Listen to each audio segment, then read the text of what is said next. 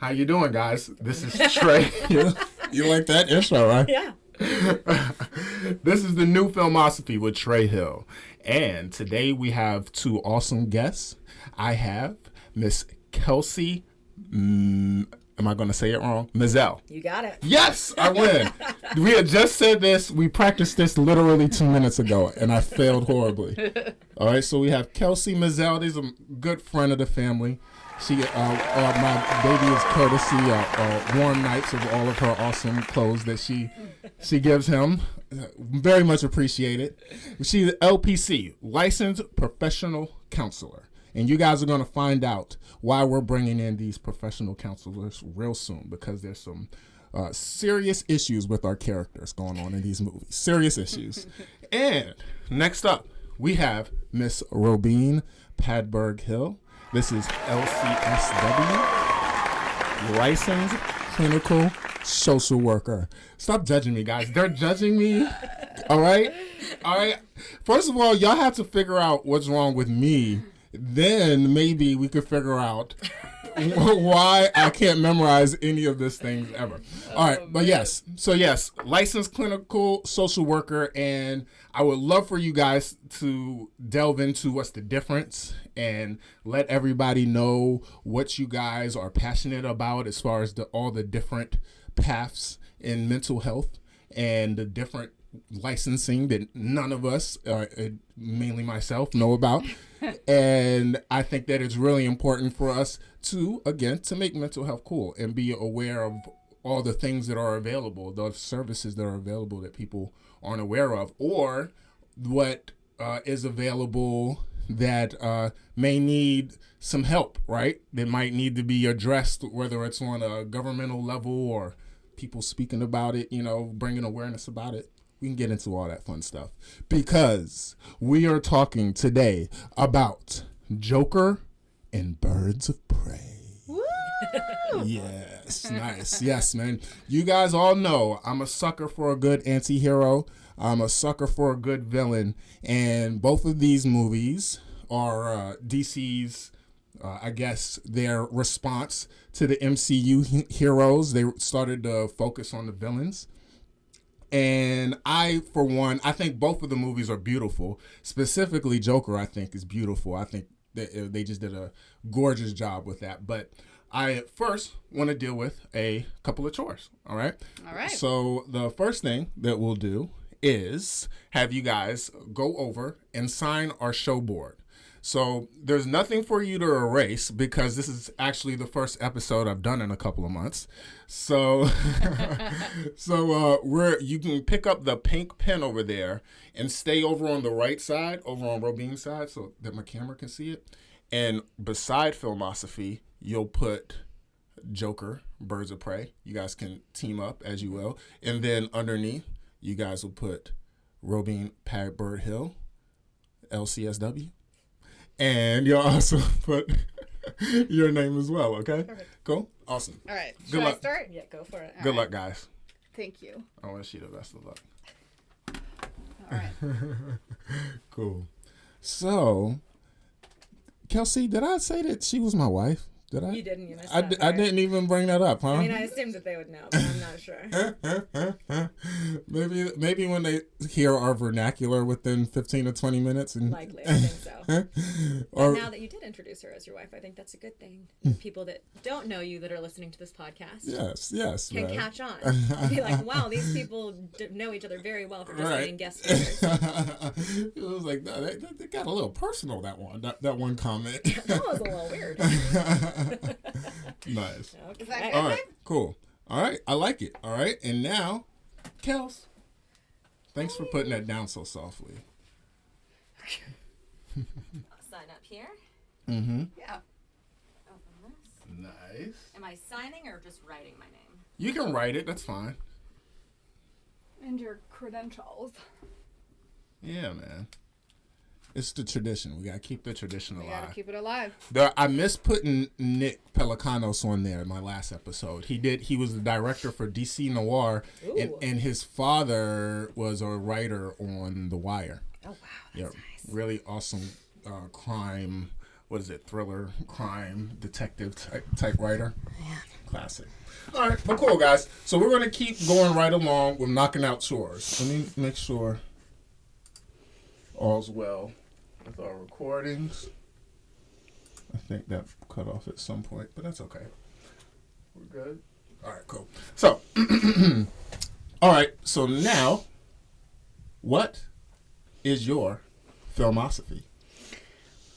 Ooh, what is my filmosophy? I guess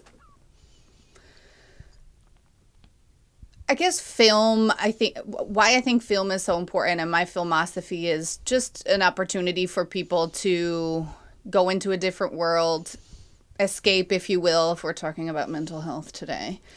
Or just simply distract yourself, a way to bring people together, to be creative, for people to identify with certain characters.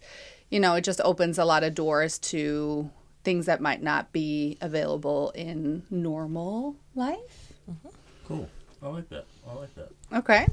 I was thinking your filmosophy would be making sure that any and every production stays out of my house at all times. That's your filmosophy. And in addition to that, don't bring it into my living room. The garage is the only space where you can store props. Yes. Trial and error after production number 10. There you go. Filmosophy with borders, right? There you go. Yeah. I got filmosophy with borders. As long as my house is tidy. I'm not sure I was prepared for this question. I love it. I was going to ask what filmosophy means, but I mean, I assume it's the philosophy of film. Yeah. Not a big philosophy person. That's good. However, I can piggyback off of some of what Robine said, which is what we talk about with escape and being able to see different versions of things that we're not naturally exposed to. And also one thing that I would like to point out, at least for myself with Filmosophy, I love talking about production and all of those pieces. Like everything that goes into film, I'm not knowledgeable about any of it, but I have found out recently my husband is obsessed with video games, and he likes to talk to me about all of the ways that they developed animations and the background, and he was a extra for a while, and I got to hear stuff about that. And honestly, I even just thinking about the pandemic and a lot of the people losing work, it's amazing everything that they're putting into it, and the fact that they're starting out film again. And I can only imagine how often people are getting tested, and just how much, honestly, mental health again, how much we need film and things to escape. Like talking about Netflix, when like no new movies dropped, I was like, what am I supposed to do with my life? So I think film is really just a obviously big basis for entertainment, but also a big basis for us to broaden our horizons, especially when you get into things like mental health through this and you dive deeper. But documentaries, everything. I like it. Cool. I like it. Yeah, man. No, I really feel like really what both of you guys are saying, just listening to you guys, Robine knows I respect so much. I'm in the clouds making my movies, writing and, getting some, A-listers coffee, and it doesn't necessarily always feel the most impactful. So it's cool to hear from you guys the quality of what it can do to people on a personal level. Yeah. So that's cool. I like that a lot. All right. And name a VHS that you still own, or one that you can remember popping in last. I don't think we own any, do we? Oh, well, you might. Yeah, I do. I do not, but I do remember one VHS that was very special to me was like 4 episodes of Friends were on it, and I was and still am very obsessed with that sitcom. So my mom gave it to me, and I think I watched it probably like 700 times. And then she gave it to some friends of ours because they wanted to borrow it, and I never got it back. That's really upsetting. It's very upsetting. Dang it, Mom. Yes. Oh, my gosh. Jeez. But so that is, one of my childhood trauma. But yeah. That totally answered the question. No, I'm playing. I'm gonna bust her balls more than anyone But else. VHS, like if you were to say DVD, then yeah, man, we got plenty of those. But that's going back. Yeah, yeah, it's a hard one. It says a lot. I feel like the answer to the question, more than the literal answer, like the name of a VHS, is more what comes out of people's mouths asking that question. Word, yeah. So I was going to say the name of the most recent VHS that I have popped into a VCR was a home recording of me and the Velveteen Rabbit. Oh my God. In 5th grade when I was such a phenomenal singer. That is sweet. Yeah, it was embarrassing to watch, let's be honest. that is incredible. Yeah, it was really nice to hear that when I was in 5th grade, I thought I was such a great singer. And my husband watched it and he was like, ooh, this is rough. And I was like, I used to want to be a singer. And he was like, I don't think you would have made it. We're here to bring reality. That's what we're here for. Yeah. As So, spouses. but other than that, I think the last VHS I probably popped in was some Disney movie, but I got rid of all of those a while ago. Now everyone's saying they're worth money, but I'm not sure I believe. I know. Do you own DVDs still though? No. Oh, do I own not Disney DVDs? But yeah, I own a lot of DVDs. Okay. Yeah, I don't know how much they would be worth either. I know people keep saying that, but normally when it comes to collector's items, it has a lot to do with quantity and demand. So maybe years from now, but it seems like there's probably plenty of them, and it's probably everybody probably thinks that they're the person that saved those Walt Disney tapes, right? And then the demand, I don't know when that demand's going to be. Maybe in 100 years when people are like, remember when people used to... Yeah, I don't know. Even if I had kept any of those, like it's not like I treated them well. We used to line up our VHSs and like turn them into races for our hamsters. So like, don't think any of those VHSs would be worth any money at this point. Oh my gosh! Unless years later, scientists they wanted to clone those hamsters, they could. Just... they were like, oh, this is what VHSs were used for. That's what they were used for. Hamster racing. Yes. Yeah. That's funny. Great observations. Yeah. Very great clinical observations. Cool. All right. So, what's the last movie you saw at the theater, love? We've been talking about this for a while. I helped her with this earlier. I know. Well, I thought it was Joker, but then we discovered it was Star Wars. Yes. Right? Mm-hmm, Yeah. Mm-hmm. So that's the last movie we saw. And she liked it. Only person in America. Mm-hmm. I liked it. All right. The most recent one? Yeah. Are you judging me too? I don't think I even saw the most recent one. Oh, well, that says a lot. So. Yeah.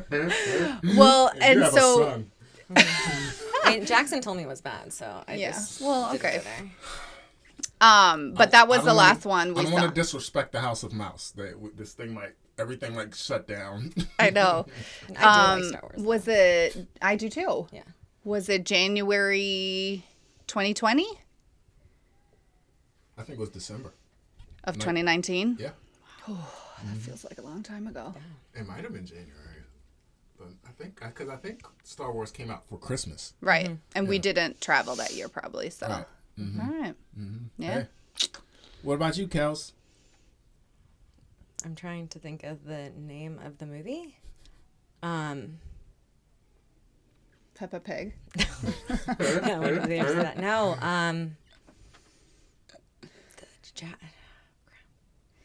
it was the Hustlers? No, it was the recent World War II movie with Hitler in it and Taika Waititi. Oh, cool. Jojo Rabbit. Jojo Rabbit. So cool. Yeah, it was good. It was good. Yeah.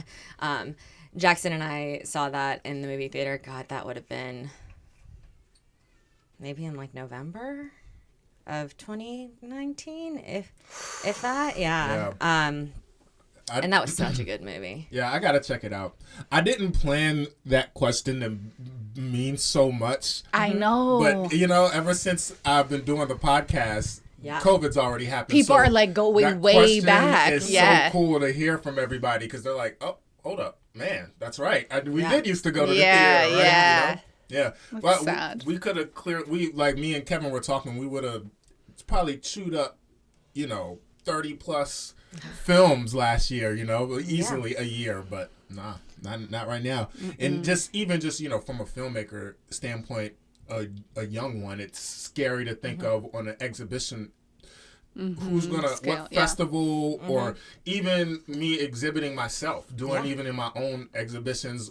I'm thinking we're not even going to be able to do any screenings for a while. Yeah. We were hoping maybe by March or April, but now I'm just kind of like, we'll probably just end up doing some streaming situation or something because it's just not smart. There's other things more important than to figure out how we're going to get in the theater right now. Right? Yeah. I mean, it is so interesting though, because I think that if it hadn't have been for COVID, I would have been like, this Marvel movie, then that Marvel movie, then that Marvel movie. Basically, I just spit because that's the only reason I go to the theaters. Right. Yeah. Yeah. Right. Aside from like the occasional interesting movie like Jojo Rabbit. Right. Yeah. Exactly. And that's how most are. It takes the big blockbusters to get people to actually go out. And because 007, for example, MGM, that's all they have. Their production company.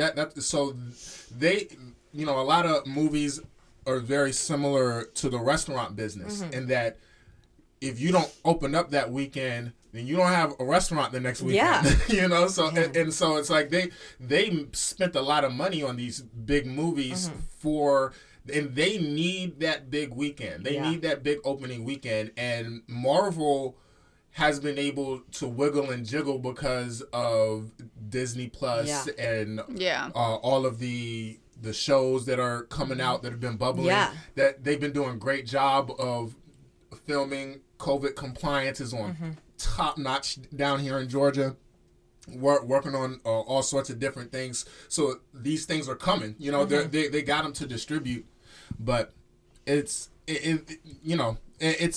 really weird. What is it? Black Widow? They still haven't came out with that. When it comes to those big ones, I don't know if they can make their money back, man. Yeah.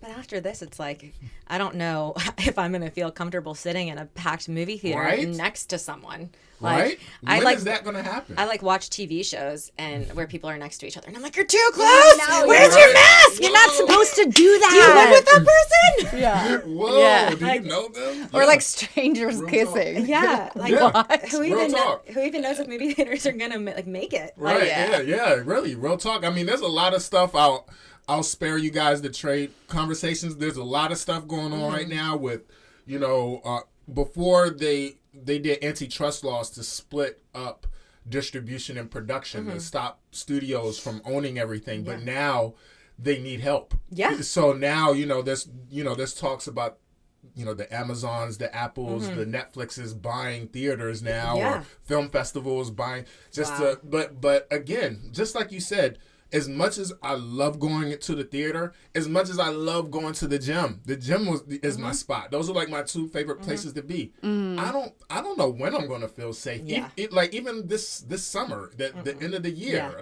I don't know when I'm going to feel safe to go in there. So weird. You should get a Peloton. Oh my gosh. Are we advertising Peloton, too? are y'all looking for a sponsor? Because I'm surprised she didn't bring the bike in here while we're doing the episode. Let me tell you that Harley. Kelsey just got one too. We got one too. It's coming in March. We're real excited. Brought her to the dark side. I apologize for being mean about that initial Christmas commercial that came out. I know. Because now every wife wants a Peloton. Yeah. Yes, man. Lord. Man. I know they're raking up. No, I'm glad. Cycling is really cool. I have the attention span of a gerbil, so I need to be able to see different things and feel stuff. It's kind of hard for me to be on treadmills and cycling, but it's a great workout. So I'm glad. Yeah. I'm glad you found your thing. I won't knock your hustle. Huh? Thanks for the support. I'm being a lot nicer on air. We cut this off. What are you thinking? No. Bringing a Peloton. Oh, man. This is great. All right. So, is that the last chore? I think that is the last chore. All right, guys. So, we're going to get into it. I want to get into the film, but, just to be a bit more conversational before we get into it, can you guys explain to me what is wrong with me? No, I'm playing. I've been trying for 6 years. As professionals, no. Can you tell us the difference between you guys' license and just, in layman's terms, how would one of your clients, how did they get to you? So that somebody that's listening can see themselves like, that's how I would end up speaking with this particular professional. Yeah. Sure. Do you want to start? Okay. Either way. So, social workers are, generally educated different than professional counselors. Just social workers, I think, I'm a social worker, so I'm going to say have a more broad. That's accurate. Yeah, broad. In terms of our education, we're focused on, many different aspects. Yes, there's a clinical side, a therapeutic side, but there's also, a policy side, case management side. So social workers wear many different hats. So, a bunch of people that I, for example, went to grad school with, there's so many different kinds of jobs that social workers can partake in. Some went to a more macro side and are doing more policy work, and then some are clinical and, in direct service, and then, some are working more on case management or administrative. So social workers generally, social workers can do many different things. So it's basically, as a social worker, finding really what your jam is, what you're excited about, what really is your passion within this world. Can you say that, this person has schizophrenia, this person needs this prescription? What's the difference between all of that? Is that something she does? So are you asking if we can diagnose or prescribe medication? Sure. Okay, so yes, a licensed clinical social worker could diagnose somebody with a mental illness or a mental health disorder. Is that you? That's me, yes. But then there's also social workers that never get their clinical license, so they would not be able to do that. That's kind of like, there's more pieces to that puzzle. But generally, you would want to say that neither of us can prescribe medication. That's something that an MD would do, so a psychiatrist or a nurse practitioner. Gotcha. So like more medical staff, right? Okay. But we can diagnose people, and we, work collaboratively with medical professionals that, can wrap around a certain client. Okay. Does that help? Yes, it does. Okay. I understand. And there was another question, I think, about. So it was how would Someone get to you, right? Yeah, how do your clients get to you? Yeah. So more specifically, Kelsey and I work for the same agency, and I am the supervisor and I'm in charge of our bilingual program.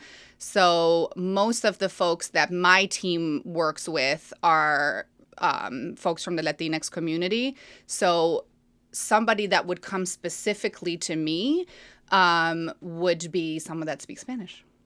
Cool. Can you sell yourself as trilingual even though you don't use your Dutch? I could, but it feels just unnecessary to me because in the 8 years that I've lived in the United States, I've never met a Dutch person that I've worked with. It makes me sound really cool. I'm like, yeah, my wife is actually a trilingual therapist because she knows Dutch people. Well, then, right? 3 languages. Uh-huh. You've met Dutch people in Atlanta. Yeah, but not like my people I've worked with professionally. Yeah. That's true. All the Dutch people in America are happy. They won. Are they happy? I don't God.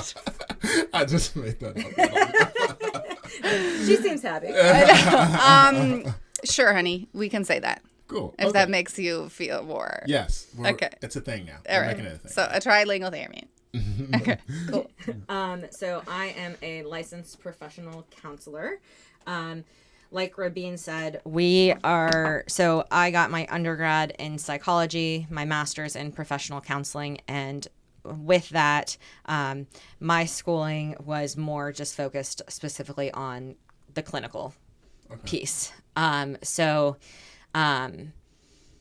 talking about like diagnosis, therapy, just straight from the get-go. And I didn't necessarily have the, I guess, different topics like things that I even do now, more so like advocacy or collaboration or policy and things that do fit into the picture. Whereas I was trained more in the, like, what do you do in a room one-on-one, interpersonal and group therapy. And then I did my 3 years of internship and associate professional counseling, and I got licensed. I can also diagnose. Basically, at this point, both of us being clinical, we do the same thing. For the most part. I think just our backgrounds and the way that we got there was a little different. Like, I know from at least my understanding of like licensed professional counselor, because I started out with just like 2 years of clinical work, I took one test and then I was good. Like, basically, I just had to get my hours. But because Robine didn't get as much clinical work, I think, at the beginning, she had to do more and take 2 tests. More testing, yeah. Gotcha. Which, honestly, at this point, they are starting to make LPCs take more tests. Oh, really? Yeah. So I was one of the lucky ones, I guess. Still means I'm a good therapist and I'm educated. For the record. Even though I did not have to study and take that test. You're a bargain therapist. Yeah. Just come up to me on the road, ask me for advice, $5. Right, yeah. You got a cheeseburger? Why not? And so there's that. Again, I also work at the same agency as Robine. I actually work as the program director of what's called intensive family intervention. So I tend to work with clients and families that are struggling a lot more with high mental health needs, hospitalizations, disruptions, things like that. So you would also come to me through the agency. You would meet that high level of need.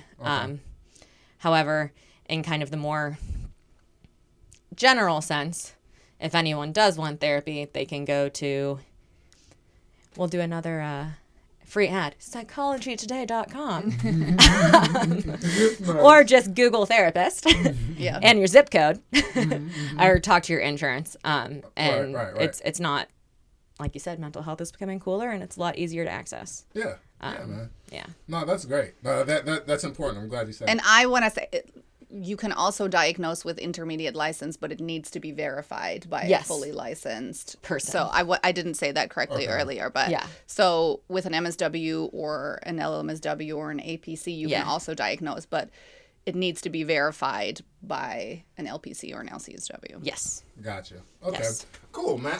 I appreciate it. Definitely clear things up for me. Now, I am going to go into the movies just because that's just what we're doing. There's a lot of things I want to ask you guys about, just even with what you just said, just as far as with the system, how you said, check your insurance, right? I don't know how many people out there check their insurance because they want to go get mental health because they're broke and life is hard. And then they go to their insurance and they say that they can't. I don't know if that happens at all. We can talk. It does. We can talk about that. And then I also want to get into trauma, which we have plenty of places to get into it. All right, but we're gonna go ahead and kick into it with the Joker. So the Joker, I said I was gonna make this more of a habit for myself because I don't. I think I say the director and the filmmaker's names throughout it, but I don't specifically say it at the beginning. Yeah. But this is cinematographer was Lawrence Scherer, and we have Todd Phillips, who was the director for Joker. And I thought that it was really beautiful. It was just very well shot. I really love the way we saw Gotham. Gotham is normally this very comic book dark film noir-esque, and this film was so scary and so dark, but with very vibrant, beautiful colors. So I just really wanted to say that for all of the film heads out there that I'm sure are listening. So it starts off, he's using his hands to make himself frown as we're zooming in, looking at himself in the mirror, and he's crying. And at the beginning, I feel like that's just all of it says so much to set this tone of this torn guy. He's a clown. He's forcing a frowny face, but he's really crying, right? That juxtaposed thing of forcing a frown but really crying. There's a smile painted on your face, right? Looking in the mirror with this crazy city behind you, and the backdrop of Gotham's horrible socioeconomic space. I feel like what Phillips and the film was really trying to do right there in more ways than one, and you guys let me know, is just to show us how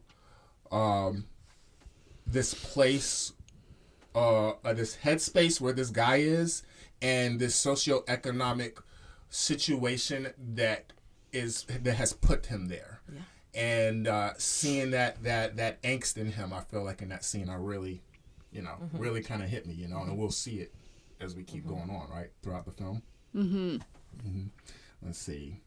And clowns in general. Why are clowns are kind of creepy, right? Like what if you're a clown as a professional, is that a thing? Like do you get a lot of clowns coming your way? Like you gotta help. They seem like it comes with mental health issues. Well, it's literally wearing a mask, right? Yeah. So I think it says so much about what someone, and I think with Joker too, what someone's going through, the fact that he, is really trying to put a different mask on. How the world sees him, or how he sees himself, or how he's accepted in society. It's, it's so sad. So this man has, and especially with his laughing disorder too, being a clown or being a professional clown would mask a lot of his, insecurities, or his, his struggles, or, his oddness, or, his eccentricities, things that as a person that would normally walk through the street people look at very differently than if he was wearing a clown mask. So in a way, this mask of being a clown normalizes him, right? Yeah. Right. I agree. That's it. You can go ahead. You want to say something? No, I mean, honestly, my brain went somewhere completely different for a second, like talking about masks and clowns, and I just started thinking of Cameron the clown, and like the brother, one of the characters in Modern Family that's a clown, and he's just so happy. Yes. Yeah. And I was just thinking again about kind of the juxtaposition and the different people that find themselves in different positions. However, when you go into Gotham and you're talking about wearing a mask and the socioeconomic difficulties and kind of what's being presented, I mean, the people that are being clowns, along with Arthur and Joker, or Arthur who is Joker, is like, this isn't like an exciting job that these people are wanting to be in. Right.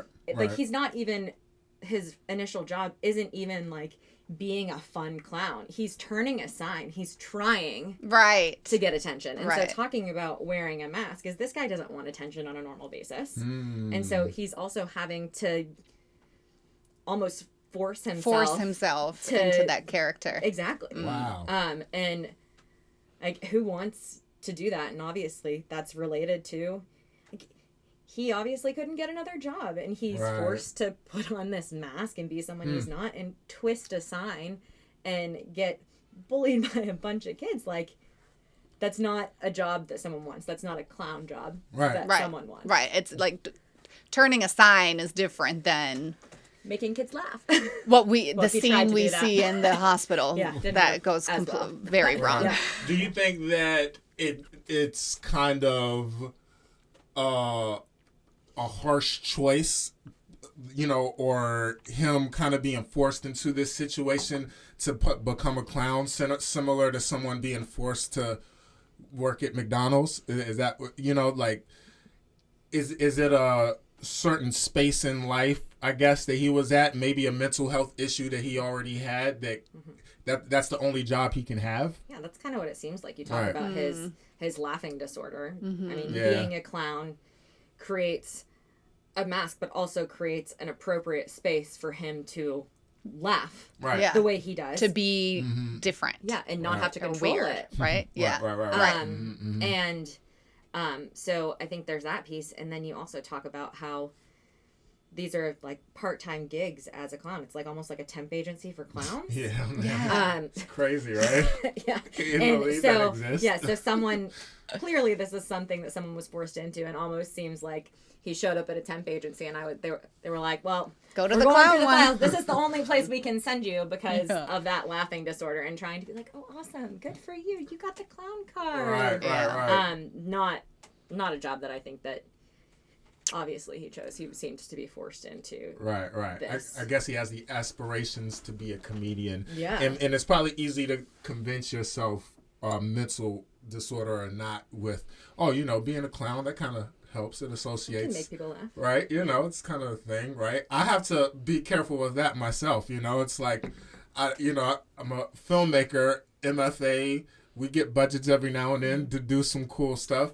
And then there's a thin line between that and then, other stuff. I don't want to say, I don't want to insult anybody, but there's a thin line because there's just so many other things, whether it's Instagram recording or a wedding or a band's big event. There's a very thin line between that. And then you look up and you got to ask yourself, like, what am I doing? Right. Yeah. Man, I never get there. I'm done with that. So, but yeah, so I think it's really unfortunate the bullying that occurred, and I think that said a whole lot. You talk about when somebody just feels like the world doesn't care, and it gets and they get crapped on. In my most optimistic, on a day-to-day, I feel like I try to be magnetic. I try to give positive, get it back. If I'm not getting it, kind of go away from it. I know, we know how it gets when you're in those funks, where you're the energy, maybe, right? Maybe you kind of got to build yourself up. I have a love-hate relationship with bullying. I think that we got to condition ourselves to deal with the cruel world that can exist. And I believe that balance needs to be there. But at the same time, I feel like trauma is what really affects individuals, and then it affects us on a larger scale. Right? Well, yeah. And I mean, there's a few things to say about that. We've talked many times about your love-hate relationship with bullying, but if we're looking at someone with severe mental illness, that might not have the resilience, as someone else might, that doesn't struggle with severe mental illness. I thought it was beautiful symbolism in the movie of him literally being beaten down, right? So it's either these, 4 boys that are doing it? Teenagers, right. But basically it's the system. Yeah. Right. So I think that opening scene, or one of the opening scenes it was, just kind of, how do you say that in English? It's like a metaphor. Yeah. Yeah. Allegory. Right. Yeah. Of just like the crap that this man deals with on a daily basis. If we're talking micro with these kids or macro with the system, Right. Language barrier. That's what when we were dating and she couldn't find the words. Language barrier. Yeah, she can't quite find them. It always conveniently happened though when I was right though. She couldn't explain herself all of a sudden. All of a sudden all the English was gone. Oh gosh. I can't. You're right, Trey. That's what you need to say right now. I don't understand. No, I don't. You're right. No, me. No, No. they're not. They're not. All right, let's not open that door.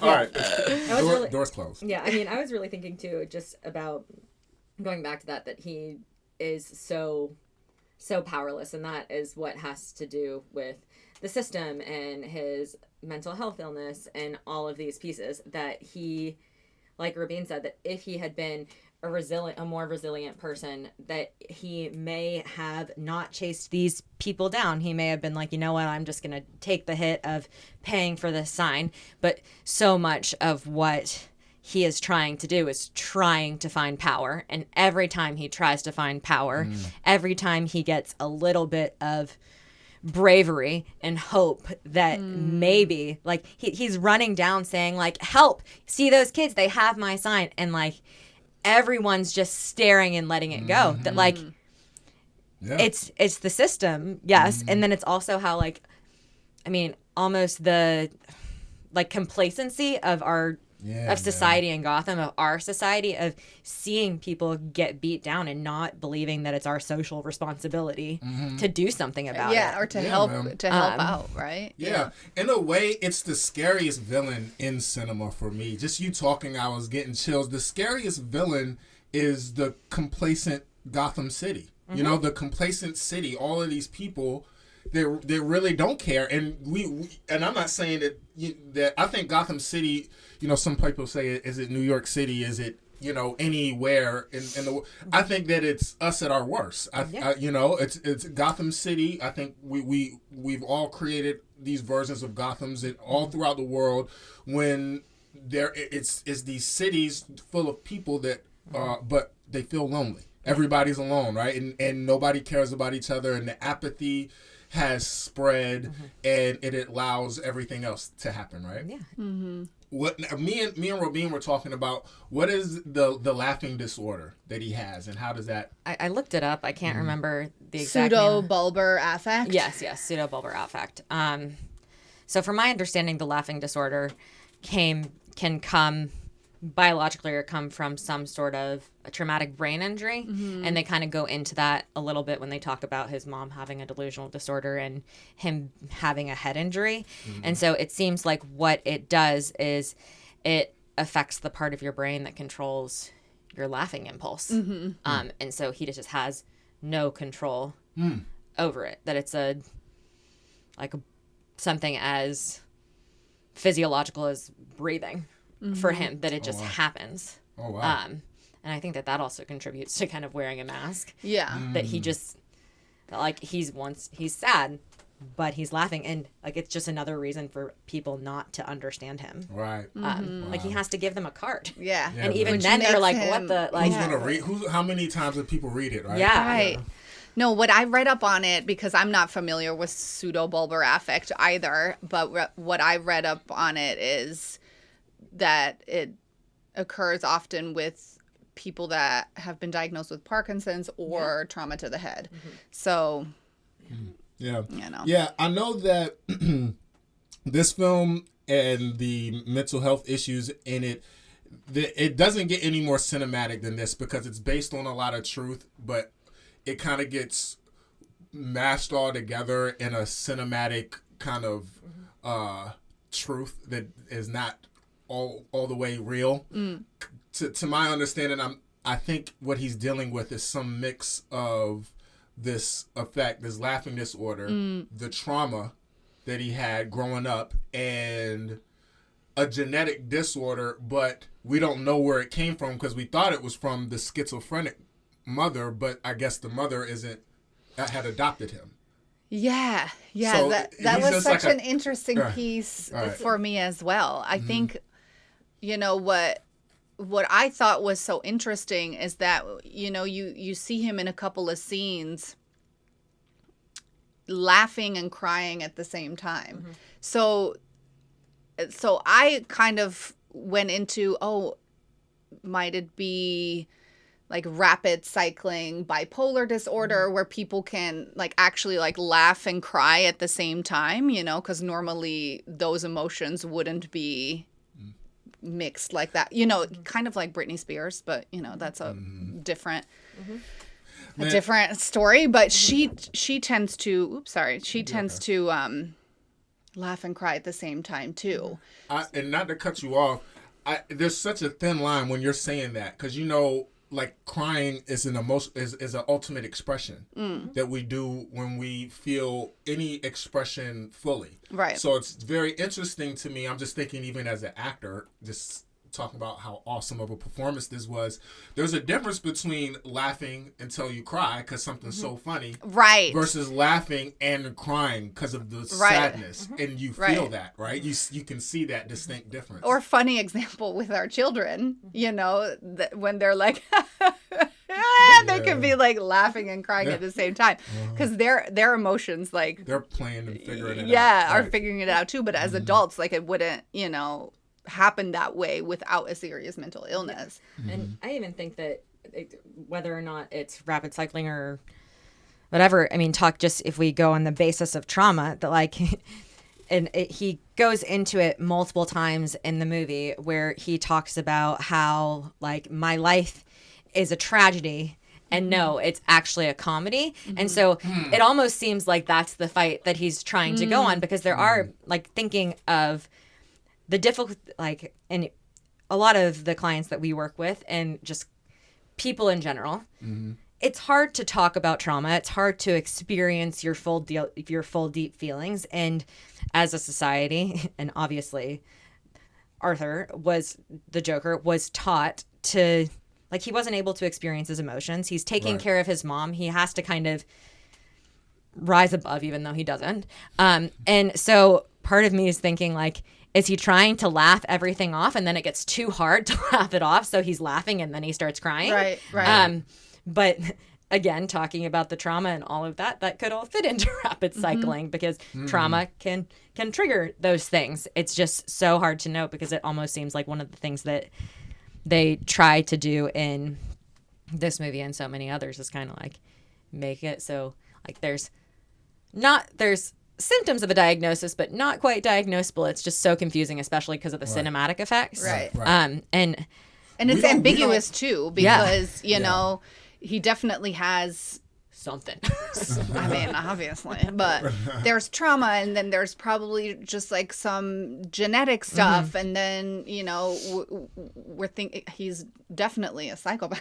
He's got that. He's like killing and murdering people. I think you got to be careful when you're making a film when it comes to virtue seeking. It can feel very virtuistic sometimes when you're trying to be too real. Yeah, and I think it is kind of important for us to sometimes to kind of lean in on the theatrics of it all, and sometimes it can kind of feel like BS, but we're not doctors. We're not here to diagnose. But what we can do, if we can, the best thing we can do is expose something to create a conversation. Yeah, exactly. And that was definitely done. Right. Well, yeah, man, exactly. Cool. Yeah, man. And I think in this movie, especially, I just think about, like, you were talking about how this universe decided to focus obviously more on villains, starting with Suicide Squad and then Birds of Prey and Joker from Batman. And obviously these seem to have done better than the superhero ones, because talking about Marvel, but you think about any of these superheroes in comic books and all these movies, that all of their stories are born out of trauma in some sort of way.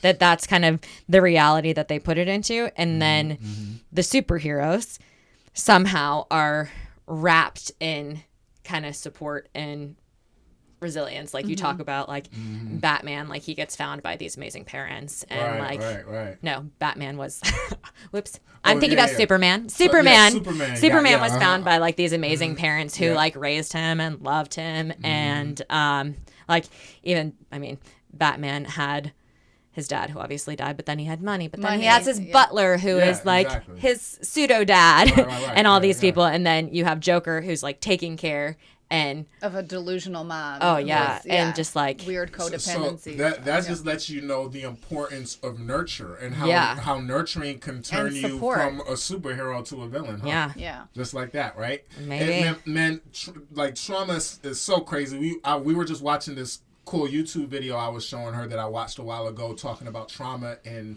addiction. and how I'm not going to get the fluids right, maybe, but basically, when you are an addict, you are trying to fill a hole of what is it dopamine that you get hit with from you're trying to find. You never got safe for whatever reason. You never got kissed enough or hugged enough or whatever, or maybe you did and then it got ripped away. Insecure attachment. Right. Yeah. So you're due to this trauma of, because we need that to survive. You know, you know how they say, like, if a infant doesn't get touched by X amount of days, it'll die. You know, they've done studies where, you know, they'll kiss kids in between them doing tests, like their mothers will kiss the kids, and then the kid does better than the test than the one that doesn't. So I mean, we literally need to be attacked. Our survival, fresh out of the womb. You know, like like a moose, they come fresh out of the womb and they're able to start walking. You know, but us, we come.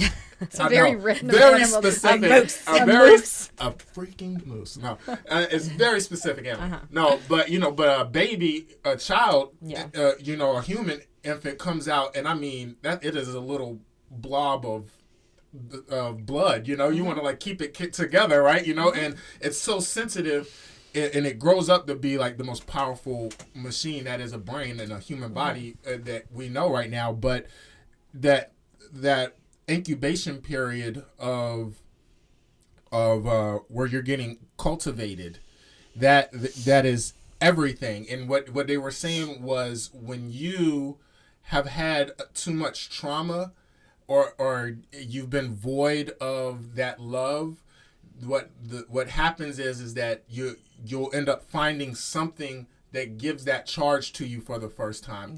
It might be your favorite food. It might be a date. It might be a drug, whatever. But it gives you that. It gives you that hit, and you'll want it every single time. And in this case, his hit was murder, killing. Yes, you know. So why not keep doing it? Did they say at what age he was adopted? See, that's the confusing thing, because I read into some fun history about it, and I don't know if, like, I don't know what's canon or not canon. Right. But it does seem like it is very possible, and especially kind of, it's hard to tell whether it was an actual flashback or just Joker having some sort of delusion or psychotic break or a moment.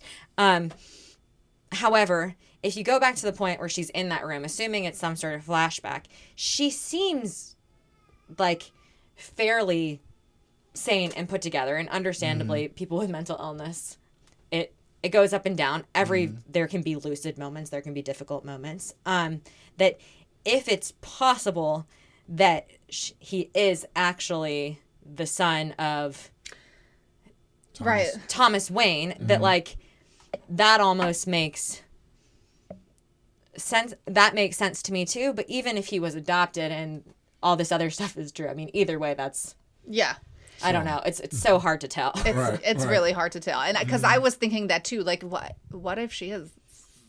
Speaking the truth, though.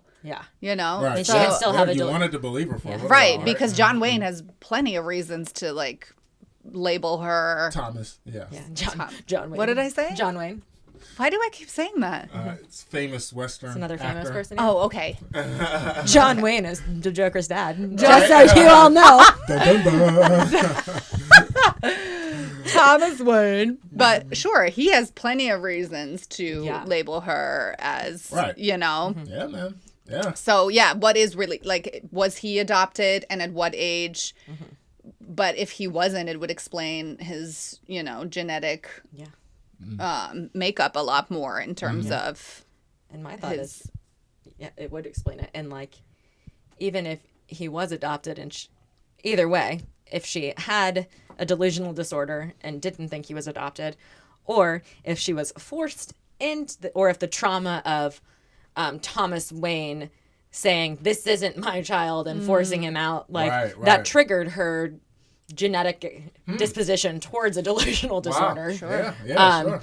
And then he has poor Arthur has to live with a mom that's delusional and take care of her every day. But there's this weird codependency oh too. my God, so much. You know, because I was looking at the scene where he's bathing her, and I'm like, come on, dude. Oh, Like, yeah.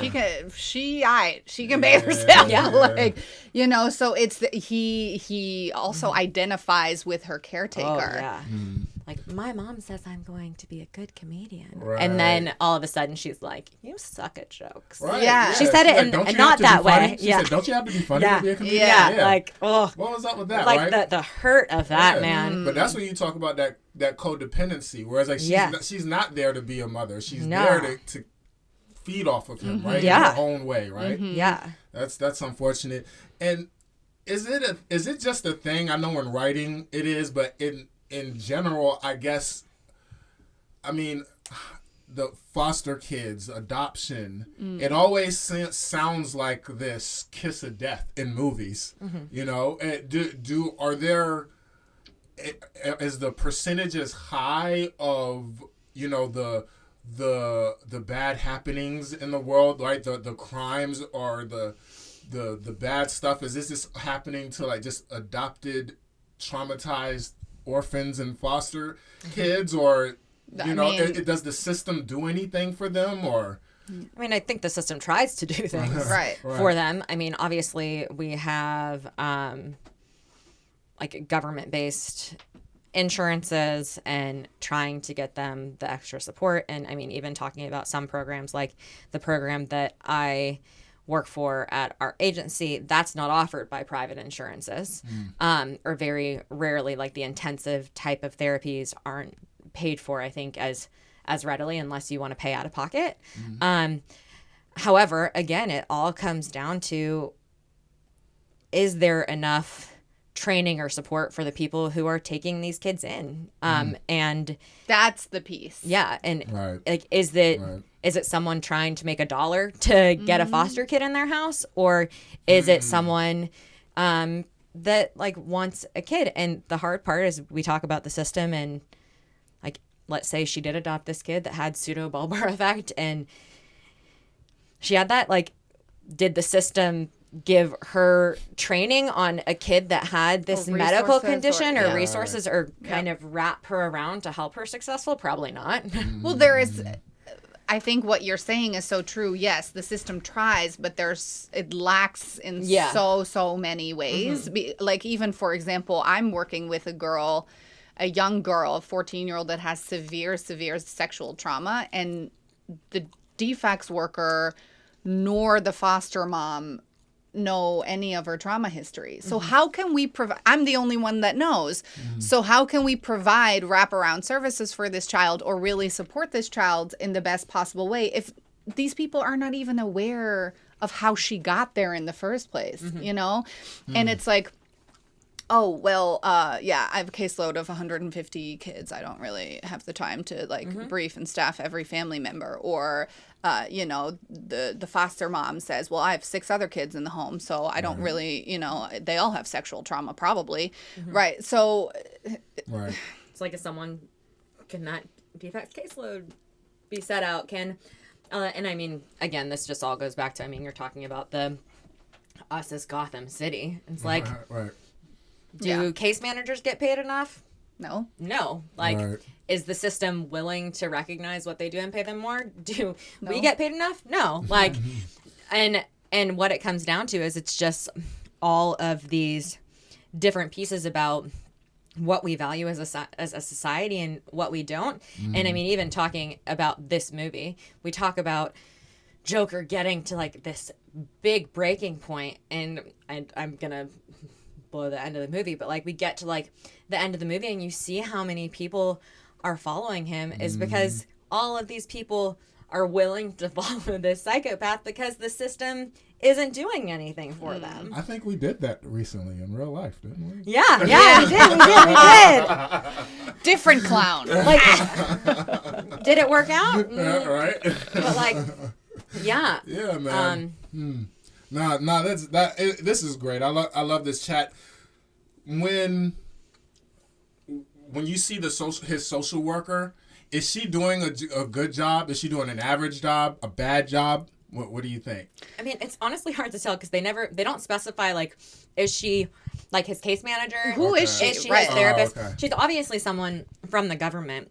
Right. But, like, you can tell even he, in that moment, I mean, this poor kid's probably been therapized enough in his life that he's like, you're not listening to me. Right. I come in and you ask me the same questions every time. So if she is his therapist, yeah, she's not doing a great job. Right. But is she getting paid enough? I don't know. I think she's right because that's Yeah. exactly what you're saying too. Like, does the system care enough to pay for the DFACS caseworkers or to pay us? No, you know, but, and this is also a different time period, but I also have a hard time believing that in current times we would send a person with such severe mental illness without medication, without some sort of resource for him to not completely escalate. Because that's really the big thing amongst everything else was the scene where they didn't give him any more meds. You just knew it was a matter of time. Well, and then he right? also says, I stopped taking it Right. as it was his choice. Oh, yeah. But he did ask for more meds. And she was like, well, you're on 7 meds already, Arthur.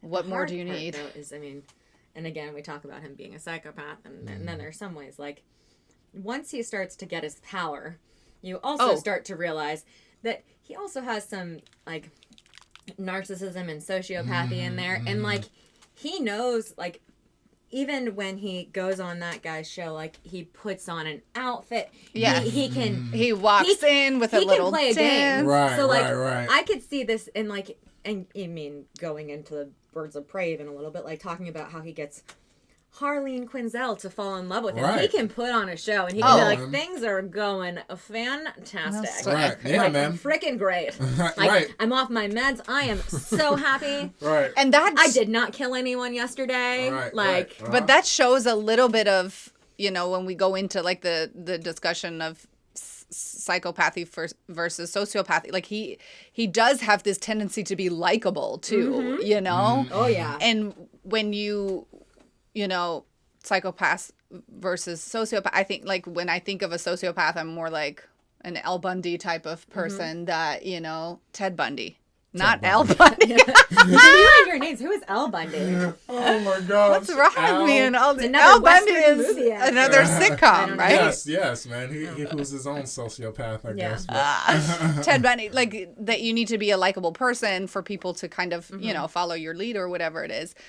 I mean, I don't think Joker has as many sociable, you know, qualities as someone like that would have, but what you're saying is true. Like, he knows how to play the game too.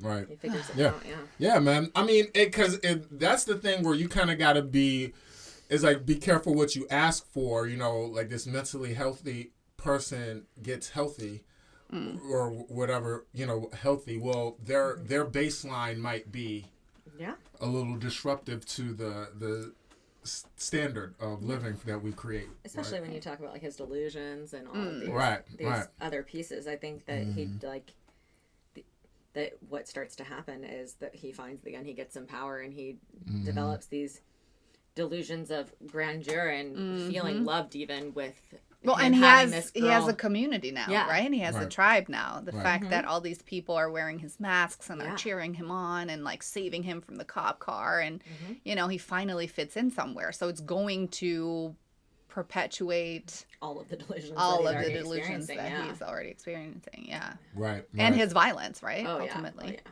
yeah. Right.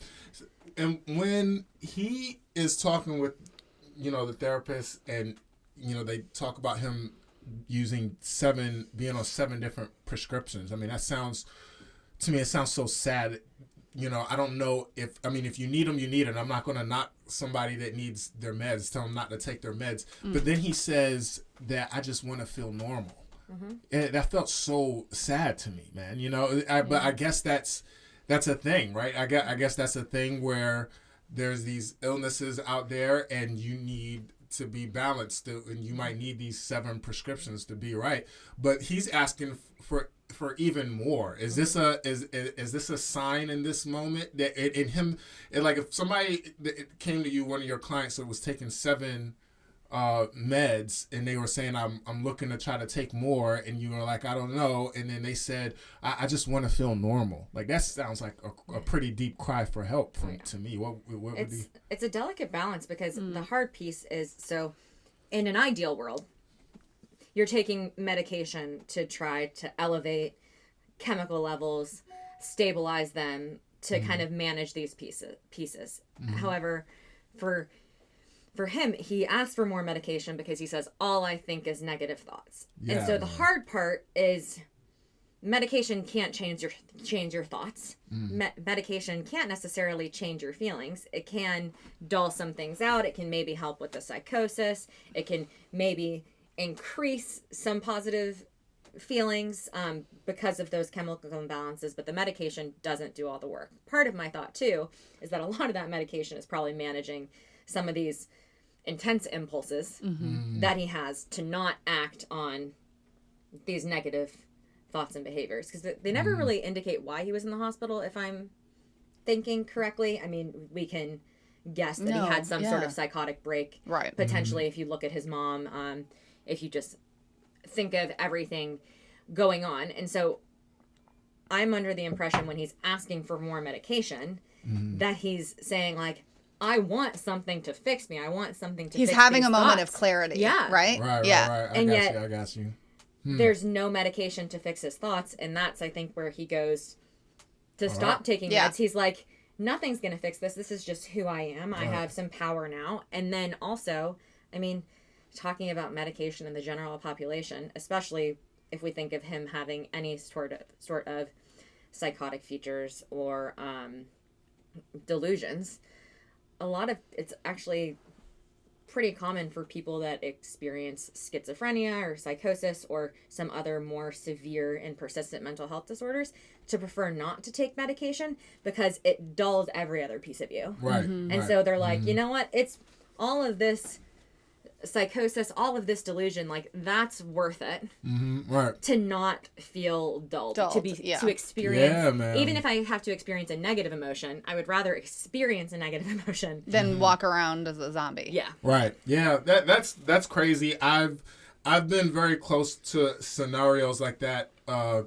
couple of times. The most interesting one, full disclosure, my dear, was this woman I dated for no more than like a few weeks, right?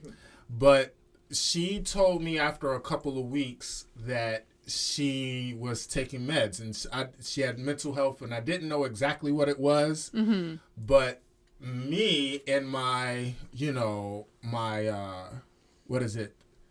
Black conscious, horticulturalist, naturalist mind frame at the time, I told her straight up, I was like, I wonder if you could find natural ways to take care of this and to meditate and to find yourself if you feel like, because she was telling me how she couldn't be creative anymore, how she wanted, I want to do the stuff that you do or whatever, but I take my pills now, I'm fine. And so me thinking that I was helping, I definitely came with those sentiments, and we definitely just go meditate, right?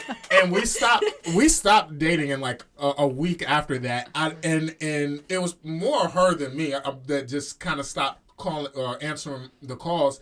And in hindsight, it's because my breath stunk. No, in hindsight, in hindsight, I think about it and I'm like, man, whether or not it's true or not, man, that was not really cool, right? Because I don't know.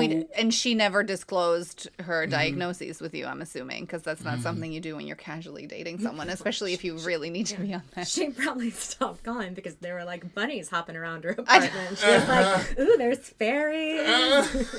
I'm performing magic. I'm fine now." And Trey was like, "Hey, what you doing tonight?" But I mean, sure, there's a lot of power in like mindfulness and holistic ways to treat any type of like mood disorder. But if we're talking about like personality disorders, that's not necessarily going to be treatable that way. So if you have severe mental illness, you will most likely need to be on meds. Gotcha. And so what you're doing, I'm not in the situation, so I don't mean to sound like the people that have to deal with this are trapped or, are hollowed or lesser version of themselves. I don't mean to sound that way. I'm just wondering, so there are conditions where it is safer for you to be dull and like that be or not have that creative juice maybe, or your whatever that self is that you feel like you have. It is safer to have that or more functional to have that died down so that you're able to do all the normal stuff, just operate in society normally. To some extent, yeah. I mean, unless you have a really significant support system, if you have real intensive wraparound services. And I guess at that point, that's where it all comes down to the person. And hopefully that when a person is offered the choice, they're well educated and they understand, if I choose not to take these meds, this may be what happens. However, you talk about kind of even populations of people that are homeless that experience schizophrenia, that's a pretty high rate because one, maybe they don't have access to the mental health care, or two, some people choose not to take meds and they're actively psychotic and delusional. However, once you're actively psychotic and delusional, it's hard to come back from it unless someone brings you back. Yeah. Right. Or you do something. And we don't know for sure, but in Joker's case, he stops taking meds and then starts killing people. So did this kind of escalate his killing spree? The fact that he's not medicated anymore? So to answer your question, yes. Right. Because otherwise, then people will die, right? Yeah, because the impulses before he didn't have enough energy to move the impulses. Right. And now he's like... Right. So what do you think the percentage of, of like prisons and, mental health places, what do you think the percentage of those places are, or I would say not mental health places, prisons and, the houseless community. What percentage of them are mentally unill people that don't have a chance versus people that did crimes and belong there? You understand what I mean? Mm-hmm. Well, are we talking about prisons or the houseless community? Because I think those are different. Okay. Well, let's talk about them separately then. And then we'll take a break. Okay? Okay. Gosh, that's... If we're talking about the houseless community, I mean, again, this all goes back to system and resources and things like that. And I don't know if I can put a percentage on it. However, I would say that if we're talking about trauma, if we're talking about all these things, and even talking about going back to Arthur or Joker living in what seems to be some sort of maybe community housing, mom's constantly asking for money, hoping that Thomas Wayne steps up. So either they're barely affording it or social assistance is going to get cut off. John Wayne. No, I was like, crap. Like whatever it is that I would say that a significant portion of the people that are houseless are likely experiencing some sort of mental health issue or crisis, and being houseless also exacerbates that. That's a trauma that exacerbates the ability to meet your basic needs. And if you're struggling to meet your basic needs, you're more likely to be more impulsive. You're not going to be as organized. You're going to do everything you can to meet your basic needs, and that even means committing crime. It's another stressor that keeps you from reaching equilibrium. Yeah. Right? Because you're that keeps you from getting back balanced. Your cortisol levels are Yes. constantly high. It's Yeah. like people with PTSD. You talk about veterans; they end up being houseless because their cortisol levels are so high that they fight or flight. That's what you mean. Fight or flight. That they can't differentiate between. At this point, you're operating out of crisis. You don't have food. I need food. I see food through a window. Like I either have a choice to live or a choice to steal. Right. And I mean, even like people in sleeping bags, like, I mean, asking for coins, walking down the street, like it just, again, and this all goes back to kind of what we were talking about even in the movie is that like a lot of this stuff isn't a choice. Right.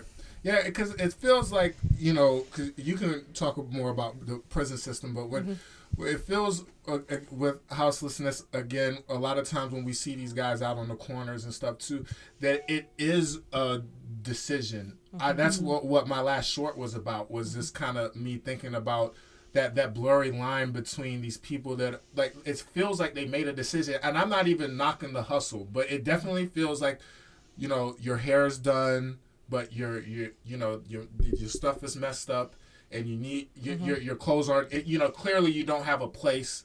That just so you need the help, but you're good though. You know, it's like you're used. Like this is your thing. Like there's people that clock in to go to work in the morning, and then you got your thing. And I don't know if there's something wrong with that, like for our society, or I don't know if there's something wrong with them. And it's I think it's a both and, because I mean, I even think about, you think about if you're operating kind of up here, fight or flight level, that at some point needs start to get blurred with wants. Like, I mean, you talk about your little one or my little one, like they don't know the difference between a need or a want. Like they need milk. Do they need the donut? No. Are they going to cry if they don't get the donut? Yes, because they don't know the difference between a need and a want. And what happens, or I'm under the impression with trauma, is that those things start to get blurred. And so what happens is you get a few extra coins. Someone puts a $50 bill in there and you're like, I want to get my hair done. You're so impulsive. You get your hair done, and then all of a sudden you're like, well, crap.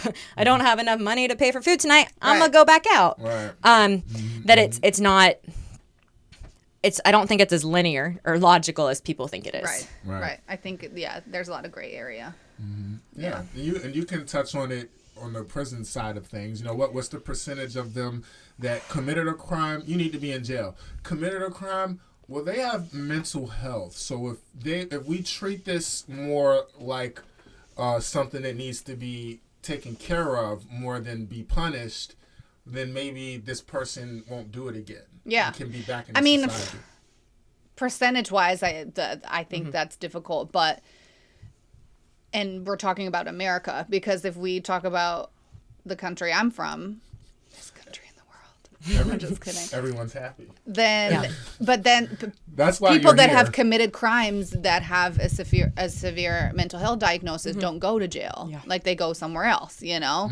So they go to like a rehabilitation clinic and, you know, go through extensive therapy and see if there's even a possibility of them reentering, you know, What society. kind of healthcare do they have in places like that? Yeah, well, it's very different. But, you know, here in the United States, everyone just, you know, there's a lot to say about the prison industrial system, you know, in this country. And I think there's so many people with mental health diagnoses that are in jail. Percentage-wise, I would have to do a little bit more research, but what you often see is that people come out worse, you know, because there's no treatment. You know, imagine putting or incarcerating somebody with severe mental illness like Joker, who's already psychotic and delusional, putting him in a small space, you know, how would that affect someone's mental health? And sure, there's people with all sorts of mental illness in prison, and it doesn't necessarily have to be as severe as Joker's, but that is not going to positively benefit anyone, right? Even someone without mental illness. Exactly. So, I mean, round and round, right? How to fix the system, right? All right, guys, we're going to take a brief intermission. My camera's off, so I'm going to look at you guys from over here. All right. Quick intermission, guys. We'll be back. Awesome. Let's keep this train rolling. Cool, guys. Thanks so much. We are back, guys, with the new Filmosophy. We are in the middle of Joker with these two clinically licensed therapists. They've been giving us awesome mental health issues. It hasn't helped me personally. I've given you some mental health issues already. Oh yes. Oh man.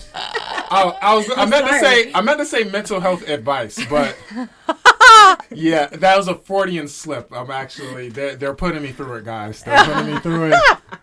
I'm gonna need therapy after this. No, they're doing great, guys. No, honestly, they gave me a lot of great mental health tips, and I hope you guys are getting the same.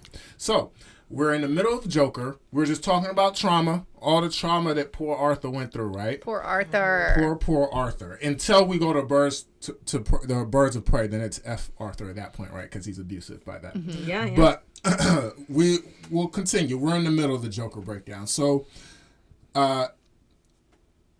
he's starting to have these fantasies of delusions. They call it in cinema the unreliable narrator, where you can't trust what you're watching because this person has mental health issues or this person has proven to be a liar or something. Mm-hmm.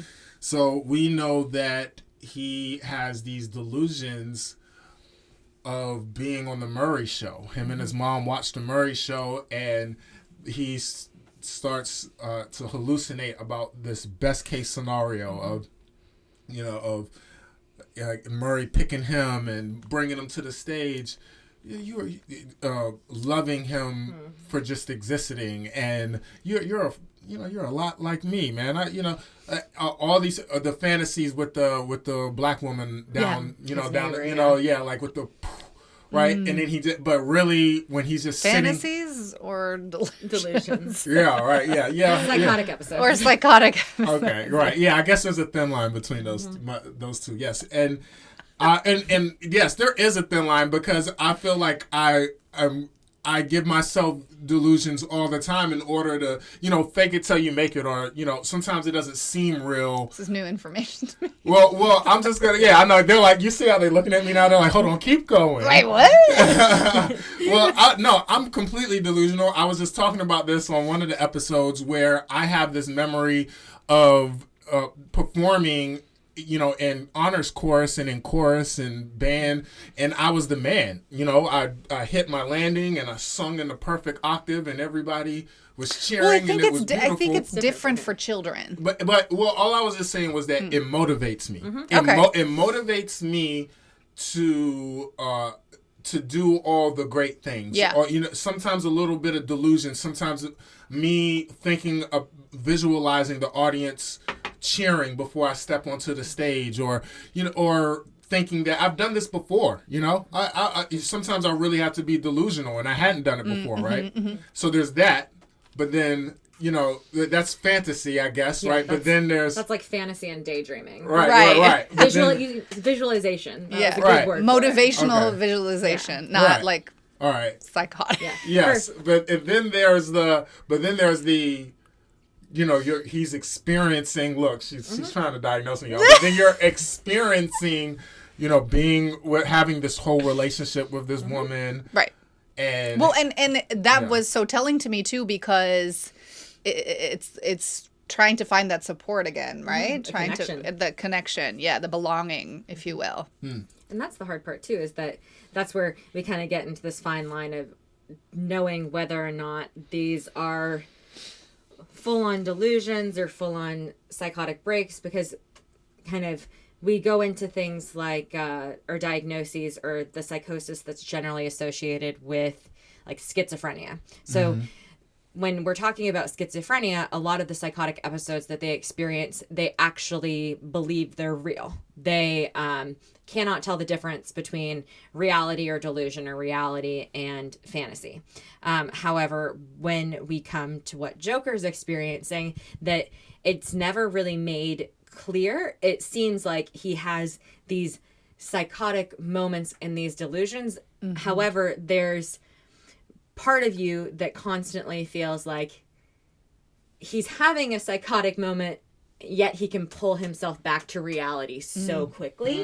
And then that kind of fits into kind of his oddness and eccentricity, is like the dancing. he's like, I can like put myself into a psychotic moment for a second to like feel happy and supported and like have a good moment, and then I can pull myself out of it like back into the real world and be avoidant and like pity myself. Yo, that's so cool. I was gonna bring up the first scene of him getting shot, but for the sake of time, and also just because I think it'll answer both questions, my favorite part in the entire film that I always tell you about is I just forgot it. What's my favorite part? When he starts dancing in the back. Yes, thank you. Oh so my and I heard about the origin. I gotta use the episode where I got my crutch. I gotta use it. This is the one time I've got my crutch here, right? But no. So my favorite part is just the fact that they talk about what they had to find that scene after he kills the people, after he kills the wealthy guys in the train, and then he just goes inside of the bathroom and he just starts dancing. And I love that scene for so much. I appreciate the subtext. I'm all about show, don't tell. And I thought that there was a beautiful madness going on in his head that was very unexplainable. And I thought that that's what that dance was for me. Absolutely. I'm just wondering to you guys, just bringing in, he's brought homicide in, and judging from his actions, judging from what we saw, that things changed, right? It goes from poor Arthur to, all right, you're a homicidal maniac now, right? And again, I'm talking about it very flirtatiously, calling it this sort of beautiful madness. But can you sense that in somebody? Do you see that like I don't know if you've experienced it or if you saw it or do you think that you could see that switch before it happens, before the homicide? I think well, there's a couple of questions there. You know, I generally don't work with people that have such severe mental illness, so I don't have a ton of experience like what treatment looks like with them, but to me it felt like some sort of release, right? He released finally, like after, you know, all this rejection and him being off of his meds. It felt like he was just able to kind of he killed, you know, it escalated, and then he was able to kind of, you know, it just worked it out. Yes, like let go. It was, you know, like like a celebration, you know, of having that. That's what it felt like to me. I don't know if you know, felt similarly. Yeah.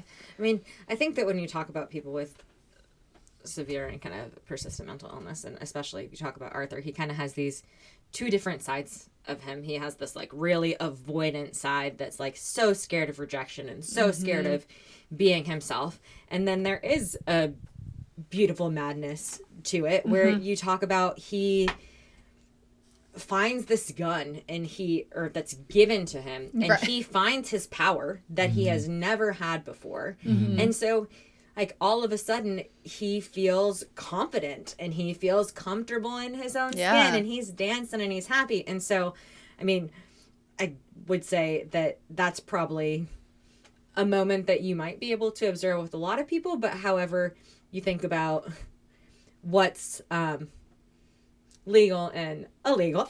But like even like talking about a release, people that use marijuana, people that do drugs that feel for a second like they can let go. But like he's like, wow, I can actually be me, and maybe there's nothing wrong with that. I mean, of course there is, but in that moment it felt you. It's like that. It's like a hit of weed or going, you know, drinking at happy hour. For him. And he's the only one there. Like you talked about, I think, addiction before, but like he's the only one there, and it's a second where he's actually like allowed to be himself for his whole life. He talks about how all I experience is negative thoughts, and he's on all this medication that dulls him, and everyone's being like, don't be yourself. He's like, I want to be a comedian. His mom's like, you're not funny. They send him to hospitals. He can't be a clown. Like, he can't even pretend to be happy as a clown. And now he lets go, and he's like, I fucking like myself. He can enjoy Sorry this. if I swear. Yeah. You're fine. He can enjoy this high for a Yeah. second by himself, right? Oh, like he rides it. Yeah. He's Right, like, yeah, man. I don't care anymore. Right. And before that, I know it was a double question I asked you guys. Before that, if you had saw him the day before, if you had a conversation with him, do you feel like you could have noticed that? Is there anything that you could have sensed that him like, man, he might kill somebody tomorrow? Is there anything? Have you ever gotten that feeling before, or what is it? What does that look like? Do you know what that might look like? What makes somebody? Like, I guess, like, there was one of my homeboys or back in the day when I lived another life, he would always say that we're all one bad decision away from prison. Mm-hmm. We're one bad decision away, and it was the scariest way of living, the way of thinking, now in hindsight. But in this instance, all of us are a mistake away, a bad day from being in any sort of weird situation. And I'm just wondering, the reason why I'm asking you this question is I'm wondering if there's a way to tell that somebody is, could you have looked at a Ted Bundy the day before? Could you have looked at the Joker the day before? Could you have looked at whoever the day before and been like, I would say probably not. I think that what it is really, and I mean, in a lot of ways, I feel like your friend's probably right that a lot of people are one thing away, and a lot of it goes back to talking about resiliency and support systems and what's put in place for learning different skills. Like, you think about in another world, if we weren't talking about the Joker, he might have shot once in self-defense and ran away and stopped. Like, not the greatest decision. Self-defense, gets off, takes his meds, goes okay. He makes the bad decision of continuing to shoot, but he finds his power. And I mean, there's lots of people in the world that are avoidant and introverted, and there's no way to know. I mean, we think of some of the terrible things that have happened in our lifetime with mass shootings and all of these things, and like, there's lots of odd people. Right. It doesn't mean they're going to kill somebody. Exactly. Yeah, like I don't know the percentage, but like, I know that there's been hospitals in different places that have done studies on basically like the statistics of like people that are actually sociopaths or display psychopathic tendencies, and like only 5 to 10% of them actually go on to commit crime. Like, there's a lot of research about people with narcissistic personality disorder, and a lot of those people, if I'm allowed to swear, are assholes. However, a lot of people, they've done studies that people that are CEOs, that people they're real successful in business are narcissistic and have to be, because they have to think they're great. Exactly. It gets rewarded. Yeah. That mental health gets rewarded. Yeah. And so many people laughing at. There's so many things that you could be laughing at. We'll keep that off the show. But we don't see it. Like, you wouldn't know until you knew. Right. Yeah. Right. There's just too many. Like, I guess we're just too many. We're too complicated of people, species, beings. Right. It'd be awesome if like a beacon would go off. I'm like, that person's flipping a switch. Let's light this one up. Right. Like Little Sims thing. Like, all of a sudden, like, lights on fire. Oh my god. Run away. Man. So I guess mental health and it being genetic. It coming down from parents, and I know it's a little weird in this film. So, but is that a thing that you guys notice? Is it like a 90-some% of the time it's genetic, or is it more trauma? Do you see a mix of it? Both and. Most of the time, yeah. I mean, I think the genetics is very real, and I think what trauma does to the brain is also very real. And trauma is more likely to exacerbate anything. So, like, let's say you're already genetically predisposed, and then a traumatic event happens and it triggers. So if Arthur's real parents had some disability, some mental health issue, put him in up for adoption, he gets adopted by somebody that has mental health issues, and then her and her person Partner, that they're yeah. with, they traumatize him. That heightens the trauma. absolutely. And he goes into life with that, which of course is just going to could ignite all sorts of stuff, huh? Yeah.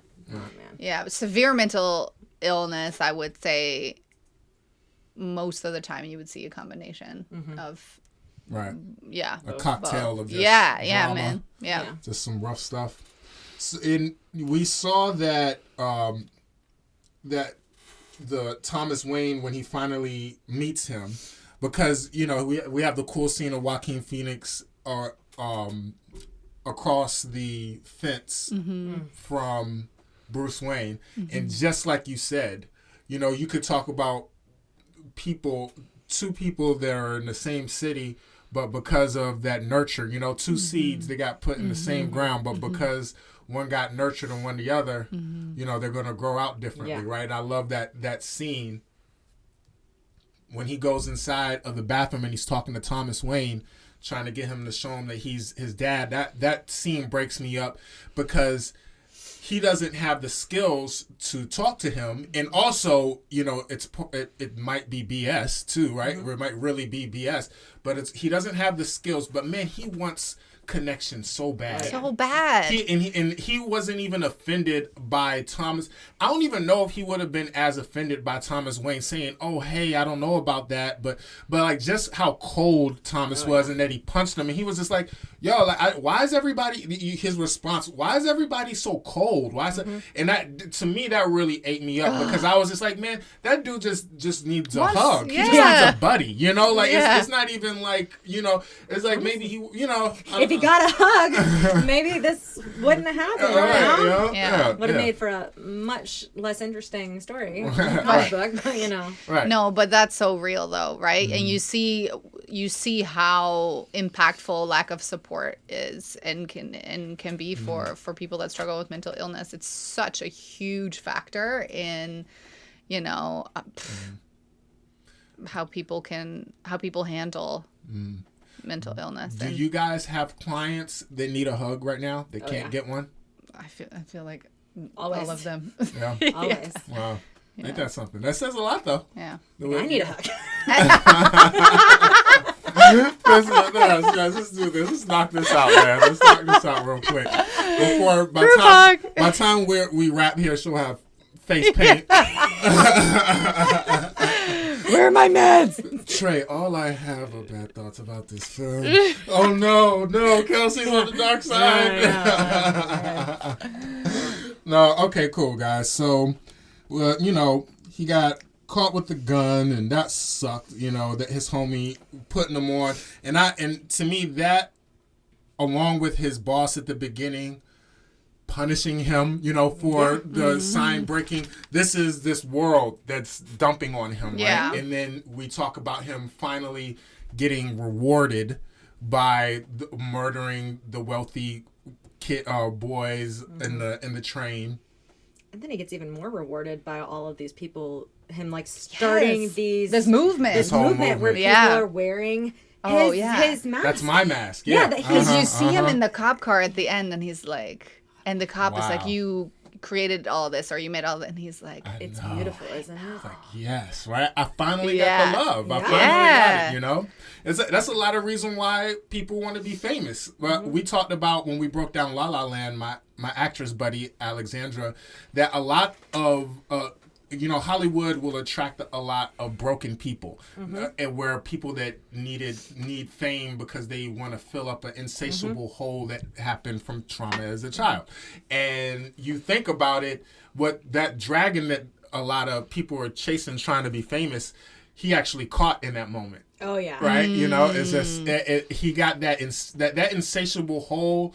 Well, what better thing to fill it with than just an abundance of like just cult-like love from all these crazies, right? And in a way, you're happy for him too, because Isn't that crazy? in this like weird twisted way, because you're like, oh gosh, he's finally getting it. Yeah, especially like the curiosity of him initially, where like I think he has this like clown face on, and people are like, oh, like, are you going to this this movement, like, are you part of, or like, are you part of it? And he's like, no, it's like almost like he doesn't trust it yet. Yeah. And then all of a sudden he's like, no, I did that. Yeah, I got it. Yeah. That's so cool, right? Yeah, it's him kind of realizing it in that part, right?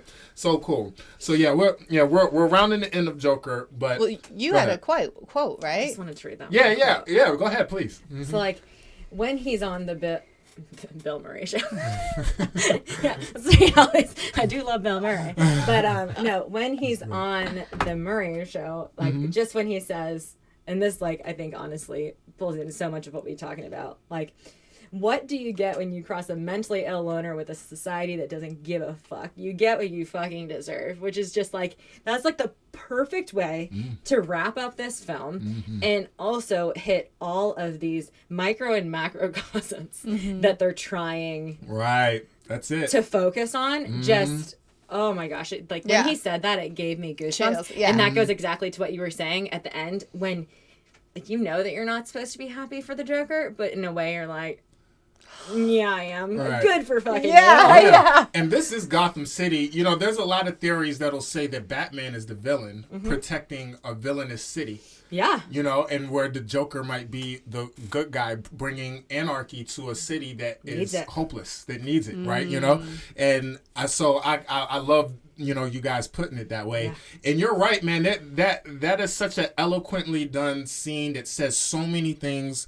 And it is just so easy when we're riding around and we see the panhandlers, or when we see the villages, when we're driving underneath the highways, and it's, or when we were in Mass Ave, you know, just all those people walking around in Boston, you know, it's really it. But amongst all of that are these BU and hospital nurses and doctors walking or into the hospital, right? You know, where they're going to end up probably treating them at some point. But all that to say is just that, man, you get, like, we are not divided.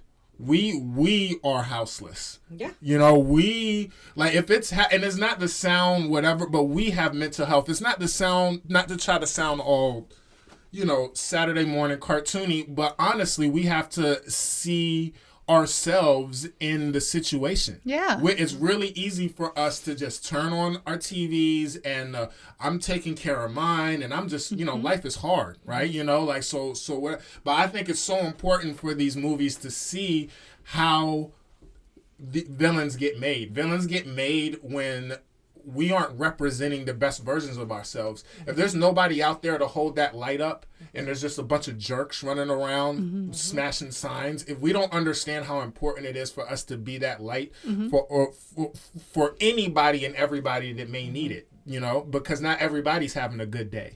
Not everybody has their meds, you know, today. Not everybody, you know, had the money to get onto the train. Not everybody had a job to get on the train to go to. Yeah. So we all should just try to be good, for goodness sake, right? And I think that was one of the biggest things that I got from it. Michael Jackson's favorite song was "Smile." It was in the Charlie Chaplin film, and they played it in here, and I think it reminds me of clowns and superheroes and just masks in general for all of us. And, you know, that fake it till you make it, you know, smile, though your heart is aching, you'll find that life is still worthwhile if you just smile, right? Just put on a happy face, right? And I think that in a weird way, you know, that I use that to motivate me, but in a weird way, this film kind of contradicts it with and I love the way they contradicted it. And I'm just going to close it out with the song that they use with That's Life, you know, and the Frank Sinatra song. I love that song too. And I think that it's because, you know, when we're dealing with, you know, our mental spaces and the things that we do, the environment that we create around us for each other and stuff, it's you know, you can fake it till you make it, or whatever may have you, but what's happening and my condition and where I'm at and what I do with you, with the experience we experience right now, the ups and downs, like that is it, and that is as real as it is. Yeah. And, That's life. right? And for better or worse, like if you're feeling like all you have is bad thoughts, or if you're feeling homicidal, or if you're feeling like you're not happy unless you're taking pills, I don't have any answer for any of that. But all I'm saying is I think that this movie is a great case study on, this is it. This is this is the world we're living in. That's the Gothams, the forgotten people, the bullies, all of that intermixed of all of that. And I think that's why this film is such a great installment into the film world, right? Yeah, yeah. That's I like the way that you explain that. Thanks, pal. Thanks. And I know we're running low on time, man. We have Birds of Prey. I know. So Birds of Prey. Arlene Quinzel. Right? Yeah, man. No, so What a gal. I love. What a stand-up gal. Oh my gosh. So this was directed by Chinese female Cathy Yan. Yes. Awesome. And I love that they gave her a chance for this after her first film. I don't know any more of the inner workings underneath it, other than I think it's very beautifully done. Well, the opening part where it's talking about her origins, and the little middle part where it talks about the Huntress and her origins, to me I wanted to see so much more of that. I'm like, that's the story, you know. I think that this society right now is so was afraid of the Harley Quinn and Joker story, and that's why we didn't get it. The Harley Quinn and Joker story is about abuse. It's about a man beating a woman who was very powerful. She was a doctor. She was a psychologist. Psychiatrist. A psychiatrist, excuse me. She can prescribe medication. Yes. See? She wow, can. that is bad. Harley Quinn can prescribe? That's not good. But, you know. She probably lost her license. Right? But I really appreciated watching her be strong now, or her find her strength. I was reading up on it, and she was very much painted after a Jack Sparrow-esque / Deadpool-esque character, just because they wanted for marketing reasons, you know, they just wanted they kind of cartoonized her. But she starts off when we already know that her dad kept trying to sell her, you know, they're joking about it, but they're trying to sell her. Then they sent her to a nunnery, and that's where she kind of learned discipline and became a psychiatrist. And then she met the Joker as a psychiatrist at the prison. The Joker swooned her into breaking him out. They started dating, and now she's broken up with him. And I guess the film is about her finding her strength, but I think that the whole time she kind of showed that she was strong. What do you guys think? No? You're like, where? She did start, honestly, I think that the film ends with her starting to show her strength. Okay, cool. Mostly I would describe that as like strength in finding compassion for others and starting to care enough about herself to care about others. Finding connection with herself. Yeah. Because we go through the first bit and she talks about how like she tried to find love and she got her heart broken and she got her heart broken again. And I mean, going back to this whole conversation about trauma, her dad was trying to sell her. And so she is so desperate for love. Right. Like constant rejection and abandonment from men too. From men specifically. And the most important man in her life. Right. Because even the dude at the end, Doc, at the end, the Taiwanese guy, even he disappointed her as a father figure, right? And that she wants them to fix things for her, to protect her. And I think that she gets to talking about going to a nunnery and becoming a psychiatrist, like that being born under trauma, she's like, I'm going to be so impressive. I'm going to be amazing. I'm going to go to medical school. Like even at one point, the young girl, what's her name? Kimberly? something pink, Cassandra Cain. Yeah, she's like, I want to be just like you. And she's like, you could never be like me. One, because of all of my trauma. But like, two, look at all of the things I did to prove that I'm so amazing. But all she really wants is love and attention. And some of that comes from, you talk about them making her cartoonesque. I think part of the cartoonesque and the glitter and the sequins is like, look at me. Yeah. Right. And I got you. all of a sudden at the end, she starts to care less of. I don't know. It's almost histrionic, right? Yeah, it's like, very histrionic. She constantly wants to be the center of attention, and you know, that's another personality disorder. Oh, that's what histrionic. It's called a histrionic personality disorder, where you constantly want attention. You dress like this. Yeah, it's generally born out of trauma. Right. Gotcha. Oh wow. They're also people that are histrionic are also very smart, and that's something that they point out too. Like, and it's a funny thing that she does, but like, constantly dropping psychiatric diagnoses. Right. Yeah. Like that's another way to, like, if you're a viewer, I mean, at least maybe if you're one of us, that like caught my attention every time. I'm like, ooh, what diagnosis is she talking about now? Like, not only are you tricking everyone in the movie to giving you attention, I'm like, I love you. All right. That was a cool part. I really did love that. I forgot my point. Sorry. You're good. No, I mean, I understand what you mean. You're absolutely right. She wasn't made to sort of find her power at the end. What I meant by her being strong throughout it all was a lot what you were alluding to about what Cass like. It is me sort of looking at her like a Cass, whereas I really appreciate people that know how to be them. Like, just know who they are and just do it. Because a lot of times, and you don't realize it, a lot of times you can be lost even when you know yourself. But I just think that when you know who you are, you know, when you know that I want my egg sandwich in the morning and I like to dress like this and I talk like this and you don't care, I feel like I appreciate that. But I understand what you're meaning, where her personal journey is this whole dealing of replacing these father figures, and even though she's doing all these cool things, she doesn't think great about herself until she starts to dig a little deeper. Yeah, she's very, like, her relationship with Joker, she's very dependent, right, on him. So you see that in the beginning, her trying to kind of reconcile the fact that they're not together anymore, and she really needs to find that, like, strength and power in herself.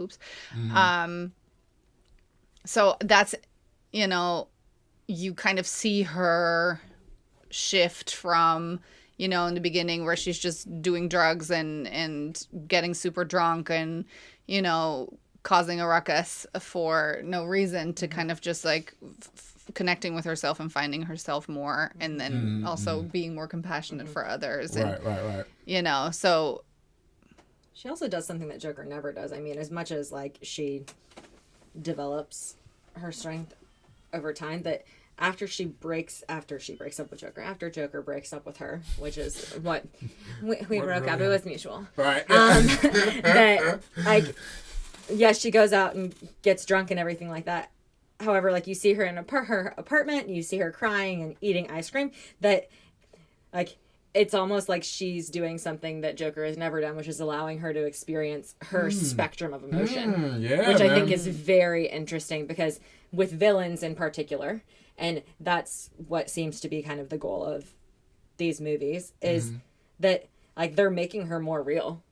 As much as she has lots of issues. Right. But her actually like crying over a breakup and eating ice cream while petting her animal and throwing knives at Joker. I'm like, wow, I've had those days. Yeah. It's very empathetic, right? Yeah. And it's hard to diagnose somebody who, of course, got dropped in a fictional vat of toxins, but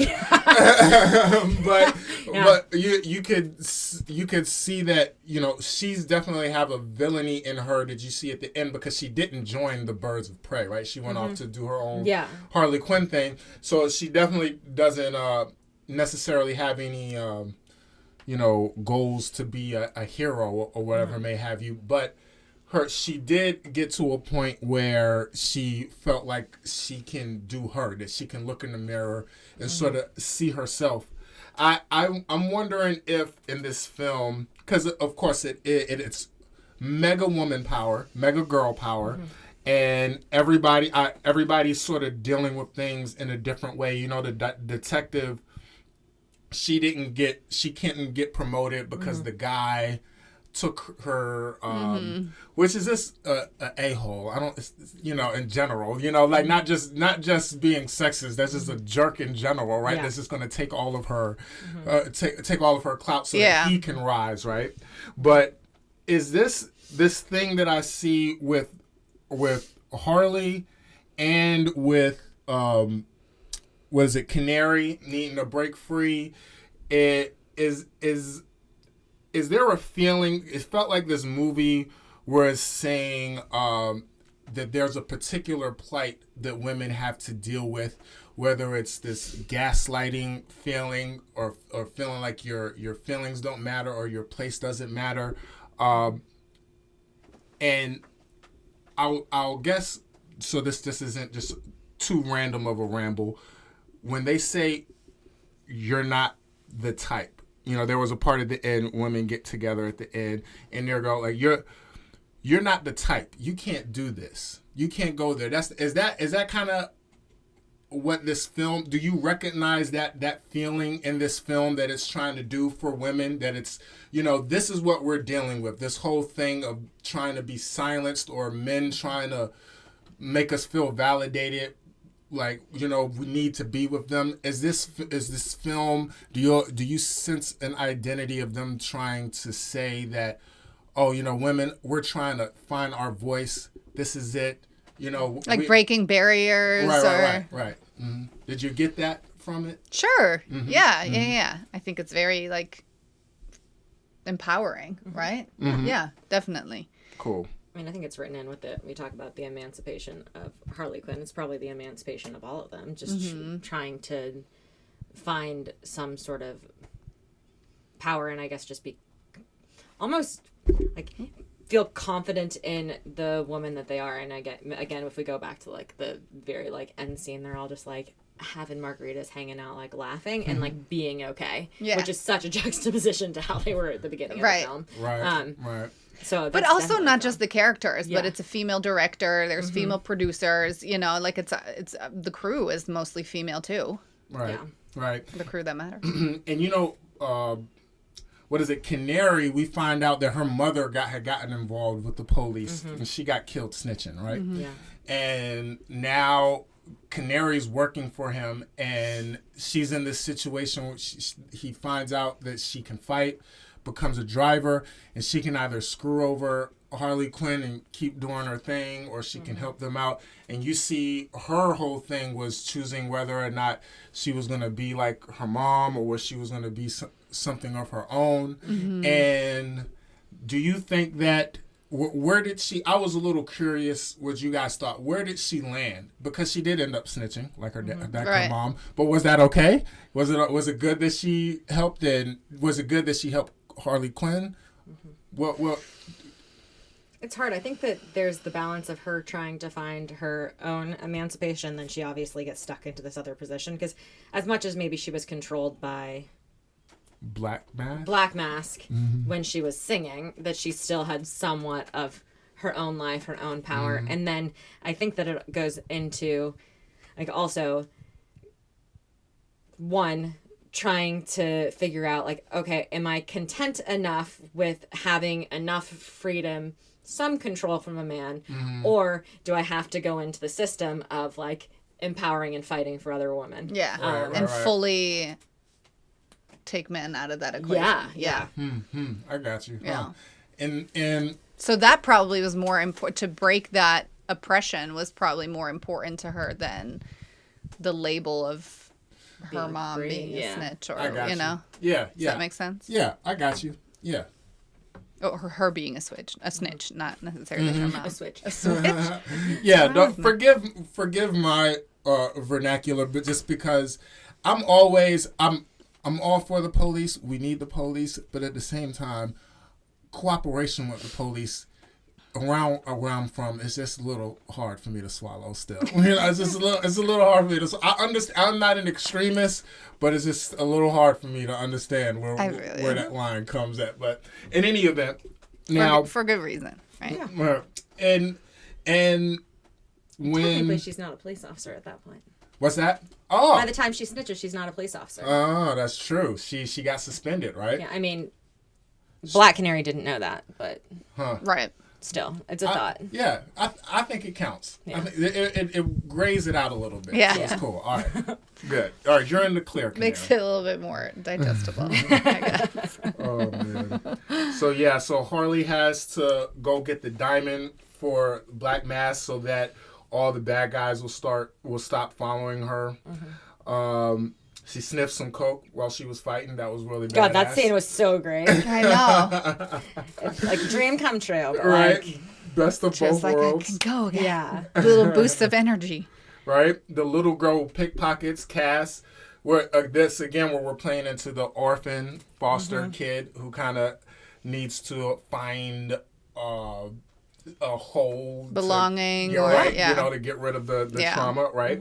So hopefully Harley Quinn can help her with that. Well, there's so many broken characters, right? That also, not necessarily Harley joining Birds of Prey team, but they all have stuff to overcome, and they kind of find solace with each other in fighting for this mutual cause, but right while processing their own stuff, right? Right, against Black Mask, who is basically he's like a 2-bit Joker, very, very one-dimensional. I felt like he was just supposed to kind of symbolize like toxic masculinity at its worst, which is cool, whatever. I really thought the Huntress, her backstory was it, and I'm Trey's like, that should have been the movie, right, and I have a graphic novel that's very similar to it, so maybe that would have pissed me off even more because I would have felt like my idea was taking it, but I thought she had a really awesome backstory, and then they subverted it with comedy, that they kind of they were like, oh, she has a crossbow, haha, Crossbow killer. yeah, right, but it's just like, like she just witnessed her family get murdered, and she's been training for the past 15 years to kill the people that kill. I was like, I want to see that. I want to watch that happen, which I'm sure we have plenty of opportunity to do. But I'm going to, we'll go ahead and wrap up what the film meant to us.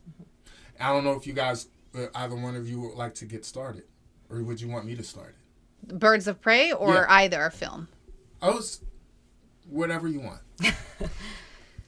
For me, I appreciated Joker more than Birds of Prey. The films were just so vastly different, but Joker was just such an incredible performance by Joaquin Phoenix, and just, I think, really, shed some light on the importance of how we talk about and treat mental illness. And I think any opportunity, obviously, because I'm a therapist too, but any opportunity for us to be able to talk about that more, I think is just great and important work. So the combination of just being able to discuss mental illness in depth and that beautiful performance of Joaquin Phoenix really just, it's one of my favorite movies. No. Yeah. It's beautiful. Yeah. Man. Yeah, it was gorgeous. And for me sorry to cut you off, babe, but for me, just it stirs up so many different emotions in myself, this compassion that you have for this man, but also, the anger for the system, and then, the sad, there's just so many emotions that I experienced watching that movie, which kind of ties back into my filmosophy, just being able to identify with these characters. And that movie really does that for me. Yeah, man. I know when we first watched it, you were just like, wow, these are... I was like crying tears. Right, yeah, man. Yeah, there's a couple. Like this one, I know the Florida Project really hits you. Just because, the ones that you kind of, you see your clients in their story in it, right? Yeah. That's the best thing film can do. So, very special. Cool. Yeah. I'll talk about both, but I think that, and you kind of mentioned it earlier, talking about Harley and Quinzel, and understandably maybe they haven't wanted to go back into her story because of some of the domestic violence and things like that, but I would love to see a film like Harley and Quinn's all from like birth to psychiatrist, and then just how she falls in love with Joker, because I think that would just be a really curious backstory, talking about her mental health history. The hard part again is whether or not it would be appropriate, or whether or not they would bring Margot Robbie in, because obviously they brought Joaquin Phoenix in to this, and it seems like what Birds of Prey was trying to do was fall in line more with Suicide Squad and fall in line more with kind of the Marvel films, and trying to add exactly what you said, the humor alongside the tragedy. Right. Yeah. And I mean, he even mentioned it in Joker, like, I thought my life was a tragedy. It's a comedy. That's what they're trying to do. This is a tragedy. That's a comedy that they literally do. Yeah. Right. Honestly, I appreciated both films for completely different reasons. I think, honestly, I like Suicide Squad better than Birds of Prey. However, I think Birds of Prey, I liked how the goal was trying to literally talk about the emancipation and female empowerment, and getting to this point of hopefully bringing in more female-centric villain and or hero movies. My guess is that that's the goal, to try to increase representation and also bring in more of that. However, if we're talking less humor, honestly, the Joker just, again, if we could have a Harley and Quinn that would move into that, and it's just it's just the being able, and you talked about it, like, at what point can we see when a person is going to flip a switch? Yeah. And you can't, and that movie made it so real, because yes, it was the Joker. This is a cartoon. A cartoon. Comic book. Yeah. Graphic novel. They're like, it's also just so real. And so real. I even messaged Robine when she told me that we were watching this one. I was like, the Heath Ledger one or the new one? And I told her, I was like, I am so partial to Heath Ledger, and and he did a great job in the last one too. I just have so many feelings. It's just so interesting how, I don't know, how all these stories constantly shift and change, and they do bring up so much awareness, and especially in the climate that we're in now, like these are the type of movies that need to show up. Yeah, man. I think there's a reason why. I don't quite know what that reason is, but I think there's a reason why a clown is probably the most famous fictional villain, at least in American society. Between him or Darth Vader, I think that says a lot. The fact that a clown is our villain, is our number one villain, and it was very well portrayed. I think there is a juxtaposition in a fake smile. You know, there's something about a fake smile, right? It's like you're smiling, but it's not real. So what is it? Is it sad? Is it? What is that? What's right? behind that? Yeah. Joker did it so well, right? At the end, he did great though. He used the blood to Yeah. draw his smile, and he was like, "I'm in pain." Right. Yeah. Like this is physical pain manifesting pain as a smile. A pain smile, right? Isn't that crazy?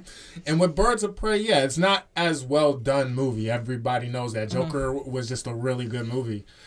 And also, I think in general, DC did themselves a favor by allowing a creative that had a cool idea to do something instead of them trying to model themselves after MCU and try to keep everything consistent. Yeah. Because if they tried to, then we wouldn't have gotten that beautiful movie, because they would have tried to, keep it in line.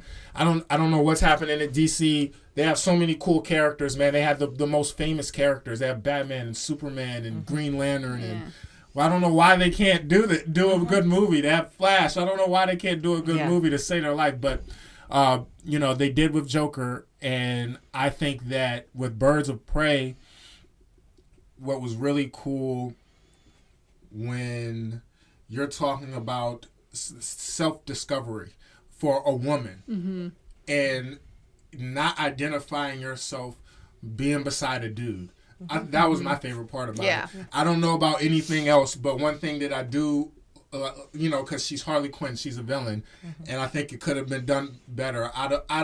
As a storyteller, I think it is an excuse to say something is to anything. You can do it, if you do it well. Let's remember, like Lion King, like a super wholesome happy, real kiddie, nothing serious, right? No, a kid watched his father fall off a cliff and was murdered by his uncle. Yeah. They did it with class. They did it the right way. You can do dark, and you can do it the right way if you know how to tell the story well. So somebody needs to nut up and show us that story of Harley Quinn of Huntress. And the Joker. Trey. Yes, of Huntress, right? Trey. Hey, you could do that, You man. can do it. I'm on it. I'll do it, man. I'll do it, man. And honestly, you got it. Because we talk about the Marvel universe, and of course we've only kind of focused on heroes, but kind of they have done it well enough to where you get kind of one hero, group of heroes, one hero, group of heroes, Right. and the hard part for this is there's so many backstories that you want to get into, and I know that they've done that with the Batman and stuff, but. I honestly, they've probably got a lot more going with them for the villains in DC. Yeah, man. At least on my book. They should take their time. And they came out with Suicide Squad. Yeah. So Avengers came 4, 5, 6 movies later. They came out with Suicide Squad and nobody believed it. So they should do an individual one of each of them and then watch them merge. But James Gunn, who did the Guardians of the Galaxy. He did the last Suicide Squad. Oh wow. Okay. So the next that makes one, sense. Okay. The next Suicide Squad is supposed to be really good. Okay. And James Gunn has my trust. So I is that will watch after it. this? Yeah. After this. Yeah. Ooh. Yes. Okay. Now I might be happier with that. Exactly. I'm excited. As James Gunn will breathe some life. James Gunn doesn't really make a lot of BS, so I think the next Suicide Squad will be cool. It won't have Will Smith; they couldn't afford him.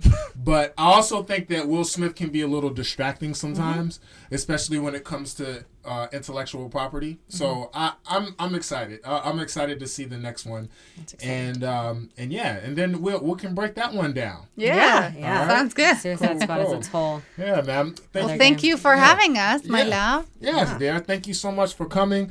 I've had, as you know, I've had film professionals come for mostly, and I was really looking forward to bringing in professionals that had to do with the the content of the film. And bless you. COVID, get out. No. We're vaxxed. That's right. Yeah, first responders, they're vaxxed. Oh, so no, but I really appreciate you guys coming, just because I think that you guys are bringing bring a conversation to people that don't know this stuff, and what you might think was just whatever. I promise you, there's people that don't know to just go on psychologytoday.com, and there's not people that know that, man, I might be more susceptible because I have a cocktail of trauma and this and that. And I learned. So just thank you so much for coming on. Thank you so much. And I know you're a big Harry Potter fan. Oh, yeah. I need to get another mic in here because the Harry Potter clique is going to be gang in here. Whenever we do that episode, everybody keeps asking to come on that episode. Oh, man. But there's a few movies, so maybe we'll knock out a couple of episodes. That's my jam. Dear, I don't mix my honey with my money all the time, but thank you so much for coming on, man, because everybody in the past and in the future has heard me numerous times when my wife says oh my goodness, now you guys know it's a lot of pressure, bro. Well, you already did it, so it's fine. Well, thank you. He gave himself away earlier. He said he was always right. Yes, you are.